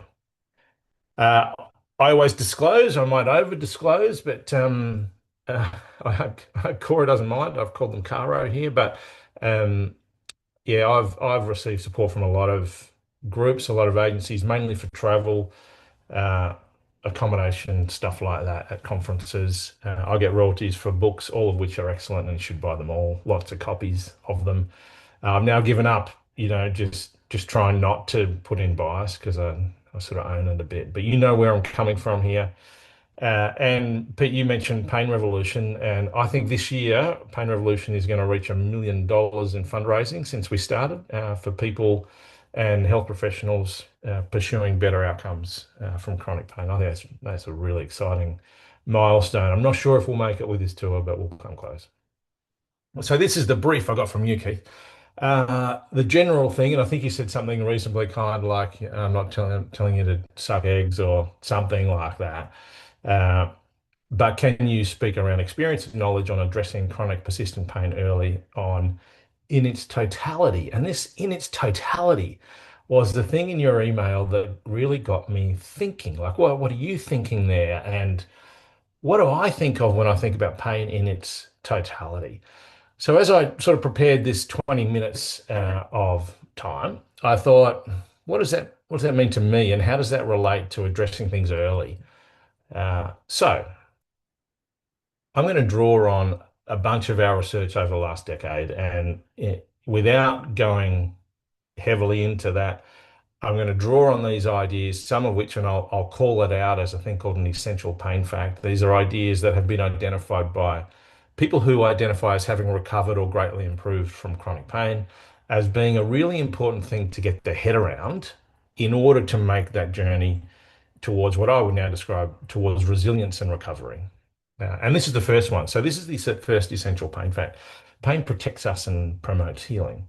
And this can be tough to get your head around, but I think it's really relevant to the totality comment from you, Keith. And I really hope I haven't completely misunderstood what you were thinking of then. Or worse still, it was a typo when you meant vitality or something like that. But pain always, in my view, and this is my opinion, pain always serves to protect our body in some way.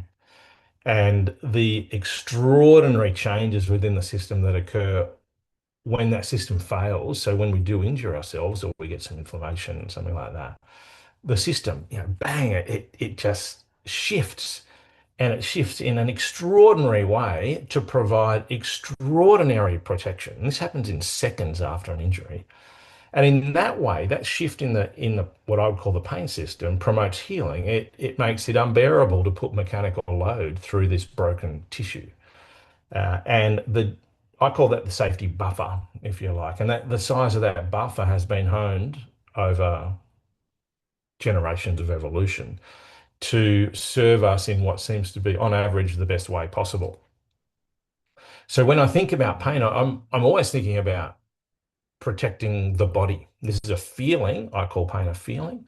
And normally that feeling motivates me to do something or not do something in particular. And that's always consistent with taking load off the painful body area. Even if the painful body area is quite big and diffuse and maybe even visceral, we still have a tendency to try and do things to solve what seems to be a problem.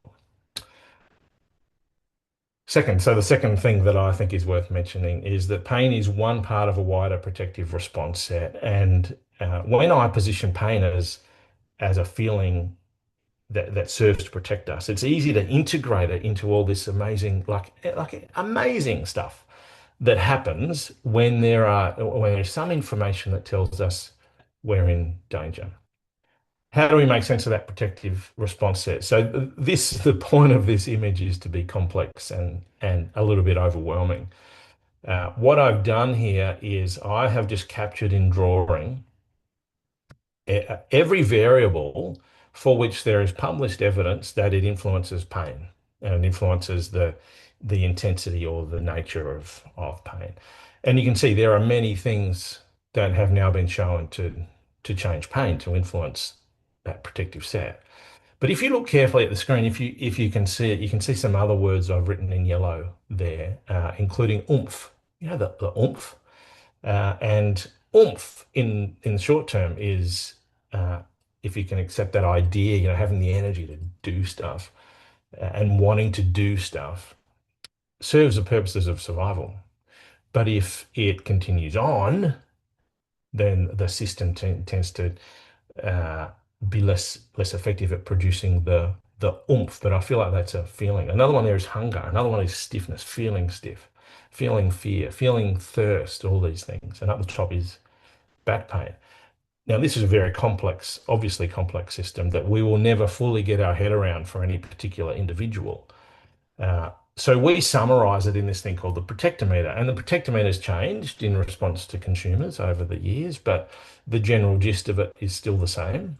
We now talk about 5 types of things that are relevant to protection, and pain is one part of this wider protective response. And those categories are written there. And if you had a lot of time with this slide, you could say, okay, under general health, blue, what on the image, on the complex image, is in blue?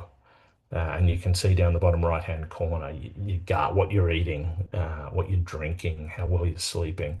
These are all things that first are part of a wider protective set that influence that protective set, but are also open to self-management.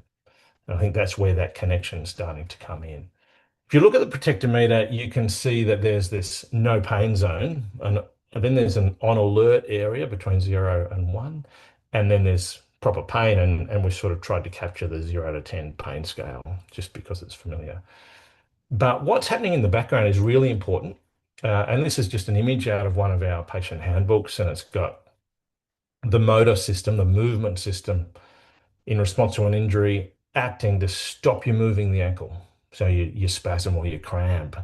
The immune system acts to make it swollen and make it more sensitive.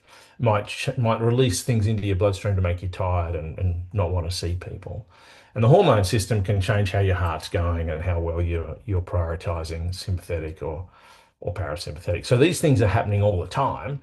Pain is only one part of that sort of arsenal. Did you see that, Pete? I got in arsenal into this talk. Third thing I think is important is that in chronic pain, the system becomes overprotective. So chronic pain overprotects us.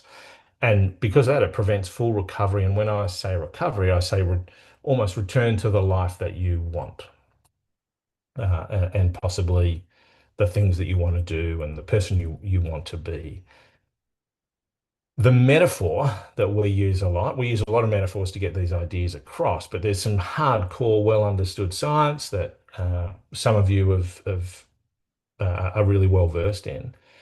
But putting all the changes that happen in that complex system together, we get a situation that's a little bit like the beeper in your car. If you've got a posh enough car, the beeper normally goes off when you're getting too close to the pole, and that's a useful level of protection. But if the beeper starts going off when you're a long way from the pole, that's overprotection. You can't park. You really lose functionality and you lose enjoyment. And that's a metaphor that we can demonstrate to people. And when we're doing general public, we'll have people playing the role of the car and the role of the pole, and to try and really embed this understanding that in chronic pain, the system changes so that you often feel more broken than you are. That's a big call. You feel more broken than you are. Number 4, back to totality.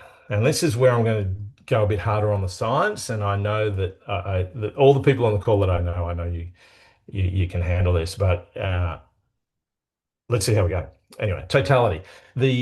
I'm very interested in the biology of these things, and we're now starting to talk in the research that we're doing about this chronic pain state, or pain as a thing being associated with a particular biological state. And what I mean by that is a certain mix of molecules in your bloodstream and elsewhere that have a range of effects that serve to protect you.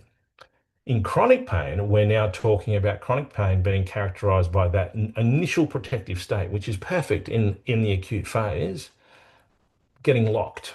Somehow it locks in place.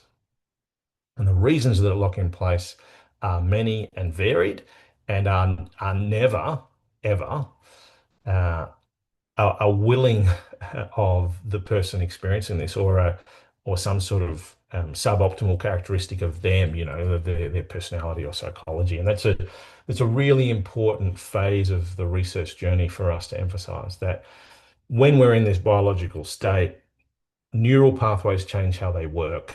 The immune system changes how it works. And then this other thing that I'm very interested in at the moment is your ability, your system's ability to learn things that indicate safety is impaired. There's a lot of experiments that show this in chronic pain and in the transition to chronic pain. And I'll say that again, the system's ability to learn what indicates safety is impaired. But simultaneously, the system's ability to learn what might indicate danger is enhanced. So we have a situation that starts at that moment where the organism is starting to learn relationships about all sorts of things that might be dangerous and locking in extra protection. And even though we're starting to provide situations that say, hey, but this is an exception, this is a safety cue, the organism doesn't learn that very well when it's in this biological state. It's very, very groovy, amazing research, but it's really, it presents some serious complexities for us when we're trying to think about what do we do about this scenario. The fifth thing, check my time. The fifth thing is this is not just a pain thing. We could write these 4 things for fatigue. So fatigue protects us and promotes survival, if you like, rather than healing. Fatigue is one part of a wider protective response set. When we get fatigued, other things are happening inside our body. Chronic fatigue overprotects us and prevents us returning to the life we want. And in chronic fatigue, there is evidence of this biological locked protective state, which, lo and behold, involves changes in neural pathways, how they work, change in the way the immune system works, impaired learning of what's safe, and enhanced or facilitated learning of what's dangerous. So now pain and fatigue are sharing some really interesting characteristics.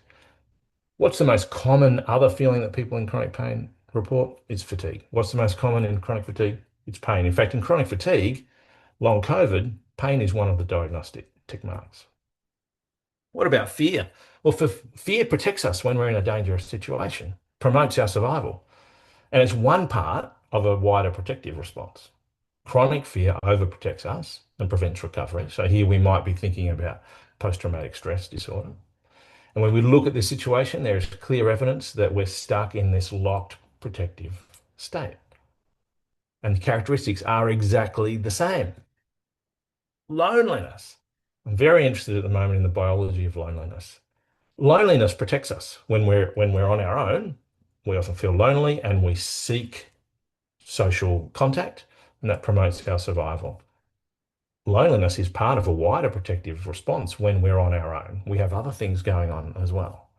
Chronic loneliness overprotects us unless we remain socially isolated, but we can be not socially isolated and still very lonely, and it prevents us having the life we want. And lo and behold, the biology is very similar. There's similar aspects to it. Now, there's differences as well, but we're in this locked bioprotective state, which has changes in the way neural pathways work, the immune system works, harder to learn safety, easier to learn danger. And the final one is anxiety. So generalized anxiety disorder is characterized by these same things. In the acute phase, anxiety helps us, it protects us, promotes survival. When it hangs around too long, it becomes part of the problem, overprotects us, and it's characterized by these same locked biological states. The consistent thing across all these conditions, and I could add some conditions to this, is evidence of the biology being different, our biology. And by that, I mean neurology, neurophysiology, immunology, endocrinology. I'm a scientist, I'm a biological scientist, so that's the way my mind works. And I guess my knowledge set guides me towards things.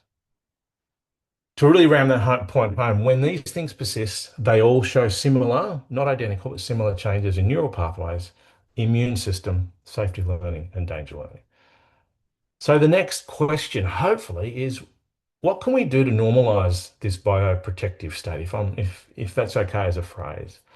What interventions are out there that we know normalize this in animal experiments and in human experiments and studies? We now capture all of these things in a model that we call learn, do, connect. So we know that learning how these things work, learning about the protectometer, understanding bioplasticity, so the way the system is changing all the time, understanding the sweet zone for change that puts enough demand on a system to trigger an adaptation, but not so much to trigger protection. We know that learning all of that stuff shifts the bioprotective state. In the moment, getting the controllability of education. There's a lot about education that, since we were born, tells us that you are getting knowledge that will give you control over things. Once we know what we're learning, that's part of self-management, in my view. Do. There's a lot of stuff on this. Pete, your toolkit's fantastic on this. Gaining and practicing new skills. In our work, those skills might relate to coping actively instead of passively, mastering DIMS and SIMS, and the protectometer talks about things in your life that tell your system you're in danger, DIMS, or tell you you're safe, there's SIMS. Understanding how you can work the sweet zone, understanding how you can get into the sweet zone safely, what you can do to optimize the sweet zone. So these are all skills that I don't expect you all to have necessarily heard of, but there are others that our group's not focusing on. Using movement, using breathing, these sorts of things. Clearly, this is all self-management. Once you've learnt the skills, these are self-management skills. And connect. And we're now learning this is part of the package. Connect to your values, what's most meaningful. Connect to people around you, connect to nature, and connect to your purpose or your sense of purpose. And I don't have to tell you guys, that's about self-management. Number 7, these interventions should work best as soon as protective system hypersensitivity emerges. What do I mean by that? At this point.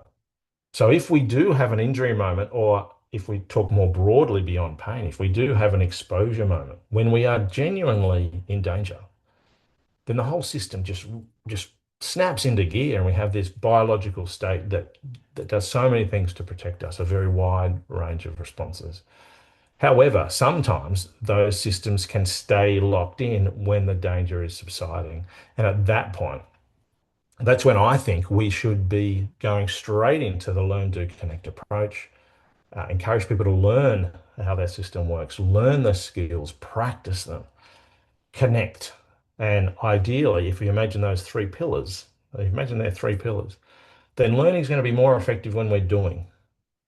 Doing is going to be more effective when we're also connecting during the movement, and learning is going to be more effective with connecting. So we always try now to get 2 or more of those things happening simultaneously.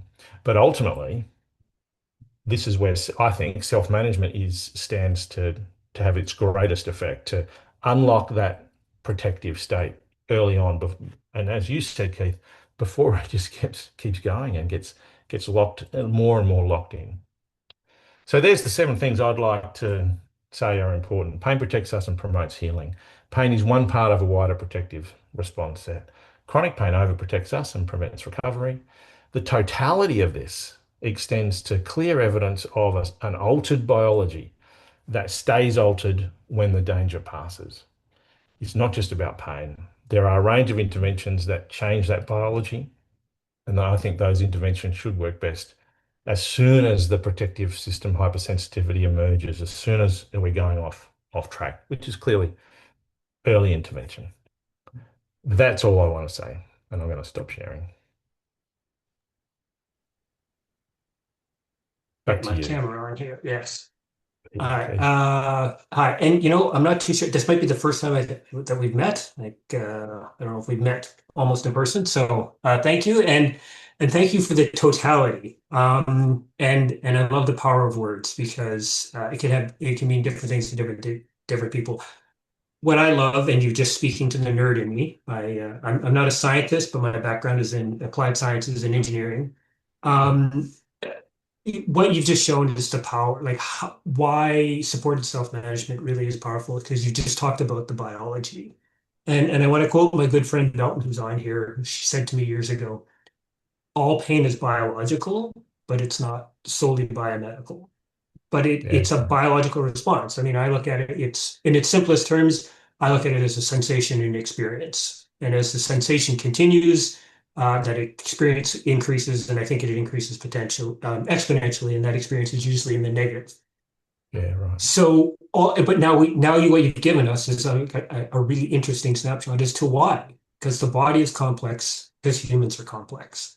So, in the realm of upstream and downstream, this is why it's important to understand these things, so that these things can be addressed early on before they get too far down. And so, I just needed to just say how amazing that was. So thank you. Cool. Thanks, Keith. Thanks. I know there's got to be others who want to get here. Joe, you're there. You gotta have a question. Is Joe there? Yeah, she's still with us. Grania? Oh, here she comes. Here she comes. Sorry. Luna Bear was jumping up on my chair. What's up, Laz? It's good to see you. Hey, so good to see you. I don't have a question. I just want to say hi. What's Yeah, up? well, Hey. I loved Hi, that babe. presentation, though. It was great. Right? Yes. Yes. I like where things are going. Yeah, it's very interesting. I'm writing a grant at the moment around the biology of loneliness, and we've done some pilot work taking exactly the approach to chronic pain into chronic loneliness. And yeah, one of my new PhD students, Morel Wilson, not mine, I don't own her in our group, was an excellent physio and does stress-based mindfulness reduction stuff. And yeah, together we're really excited about the application of the model, which manifests, as you've said, Keith, in the best things we can do here are supported self-management, and from my perspective, understand. So giving people an understanding of how that should work, and that's where my background in sort of pain education, explained pain, and we're still fighting the battle, right, of clinicians not really not wanting to share the expertise around. Like it's really interesting, and our data, us, in my view, are so compelling that when people understand, they start adopting sensible self-management stuff, because it makes sense. Right. But if they don't understand, I think that not that we understand everything, but there are strong scientific principles that pertain to pain and to all these other feelings, and having an understanding that's as close to scientifically aligned as we can, I think, of the biology enables people, and through support and motivation empowers them to take charge of it. That's my take on it anyway. And we're applying that to loneliness, to PTSD, to fatigue, to anxiety, to depression. And it's looking like chronic pain was looking 20 years ago. So yeah, it's interesting. Sorry, go ahead, Grant. Oh, sorry, I was just going to say it's nice to see you again, Lorimer. Yeah, great to see you. It's been a while since I worked in Lincolnshire, and I had the pleasure of sharing a stage with you a couple of times. That's right, yeah. What I would say is that one of the bigger changes in my approach when I'm doing early stage education with people, because I now focus. I only do first initial consultations in a pain clinic. Now that's what my role is. And switching my language sort of 5, 6 years ago, a little bit to that tweak of it being more about protection, and one of the questions I love to ask people I see now is, what do you think the purpose of pain is? Why do we experience pain? And getting people to just start to think about that little thing differently makes such a big difference. That's top. I'm also now going to be stealing the beeper analogy. I'd been using a car alarm, but I think I actually like beeper better, because that so many modern cars now have these beepers for everything, don't they? We've got this amazing car that I basically tell everybody has generalized anxiety disorder itself, because it's forever beeping at me to tell me that there's something going on with it. And it's like, well, that's the calm metaphor. down, car. It's going.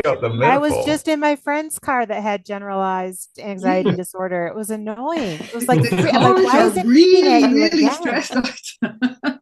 But I wondered, do you think chronic stress would meet that same criteria as those other things, of loneliness and stuff like that? Like, stress is a good response to have at some point to something that's happening to us, but chronic stress is another one of those protective states. Would you think? Yeah, I think so. I'll just clarify. I'll just make sure we mean the same thing by stress, because some people talk about stress as something that comes upon them. Yeah, When I talk about stress, most obviously post-traumatic stress disorder.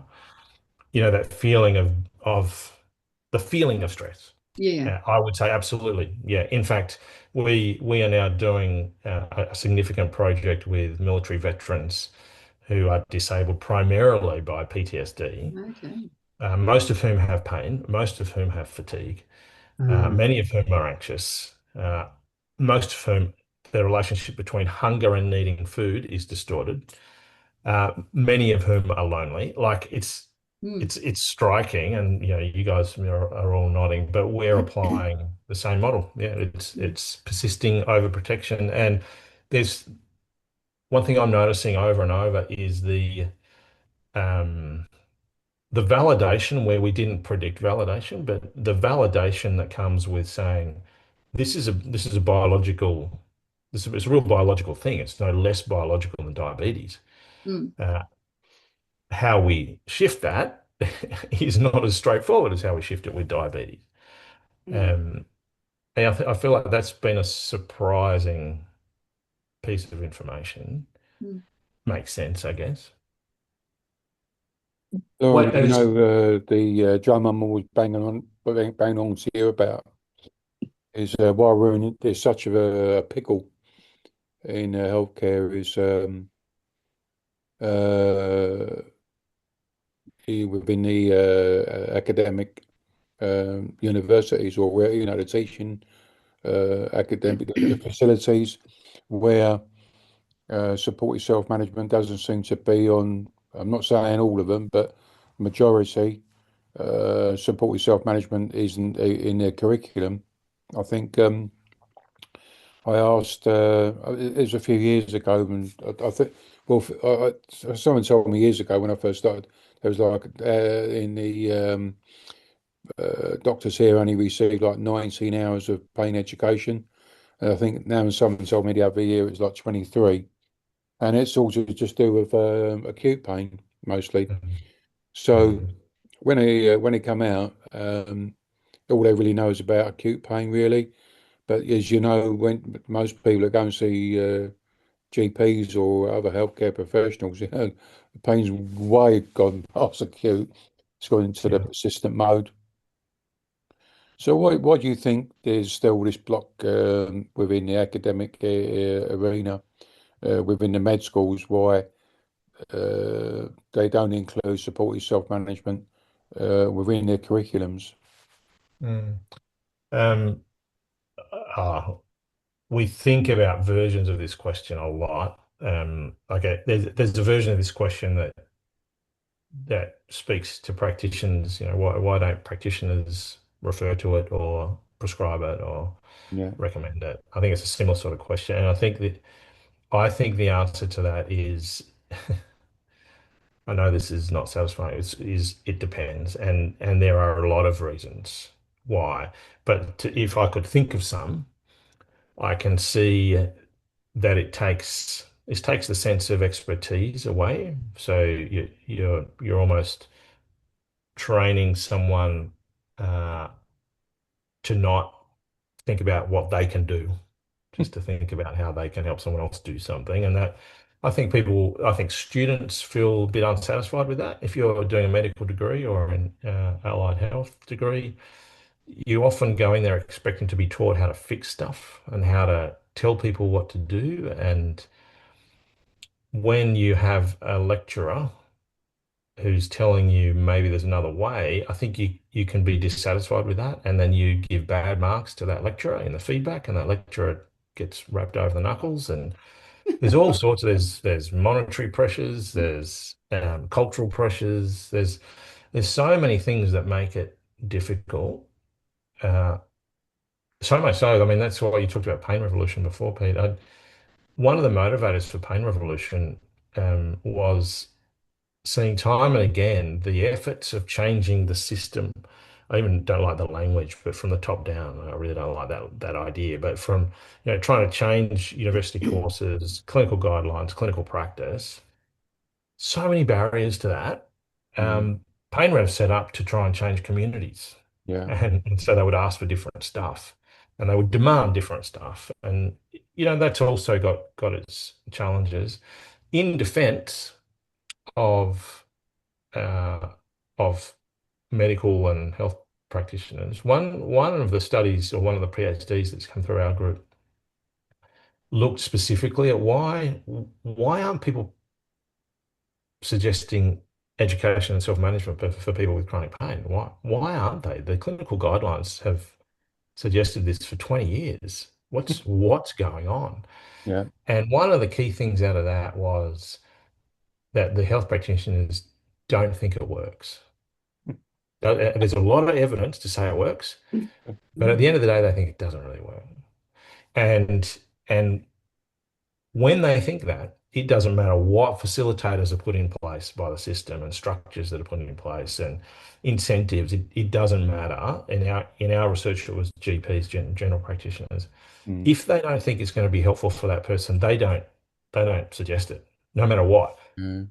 But the converse is the cool bit, that if they do, they make it happen despite all the barriers that are out there to it happening. So that's really shifted. This is only research that we published this maybe 6 months or a year ago, but that shifted our focus to thinking, how do we convince health professionals that it works?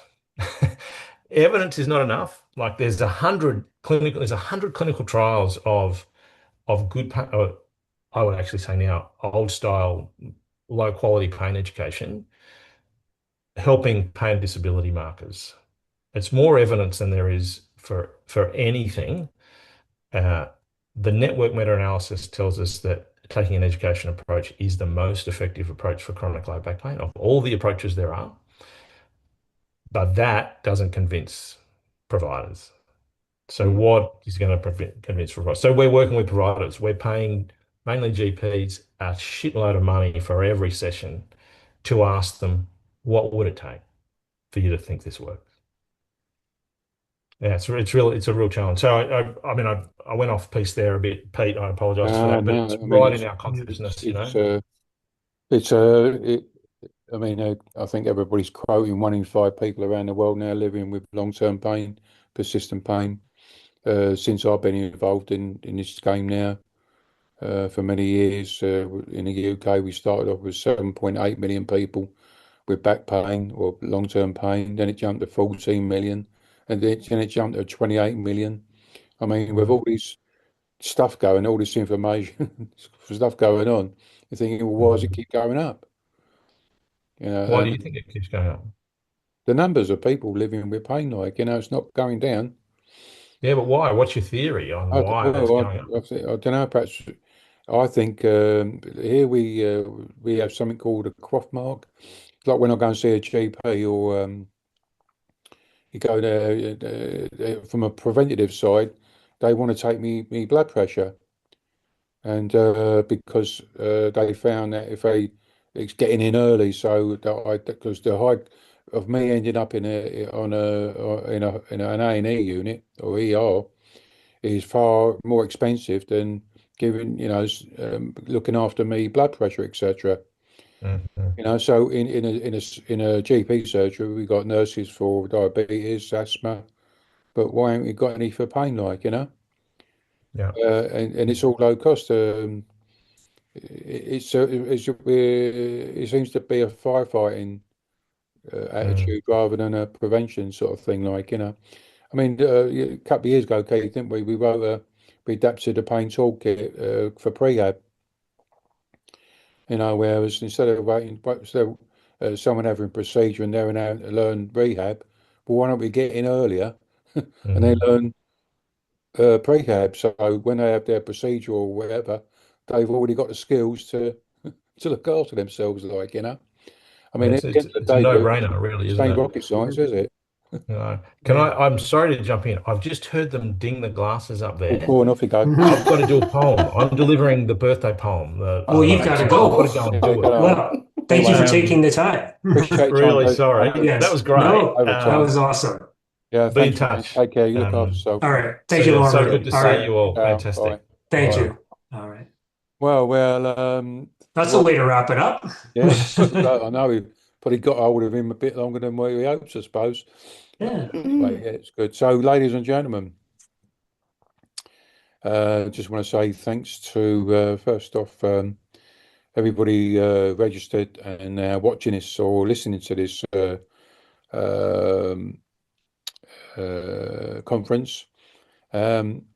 All the resources, the money, or registration fees will go towards keeping a pain toolkit running. And we've got started up something a little bit newer this year with launch of a self-management toolkit for people with long-term conditions. So your generosity in paying for the registration fees helps to go towards that. Everybody that works within the toolkits, we're non-paid, etc. So but everybody else wants to be paid, So thank you for that. Secondly, I want to thank all the speakers. We do. We do. Myself and Keith, we want to thank all the presenters tonight. I'm sitting here thinking to myself, I feel my self-management sales are now filled again. Listening to all the guys, and as you said, Joe, I feel like I'm with my family. This is it's definitely an extended family.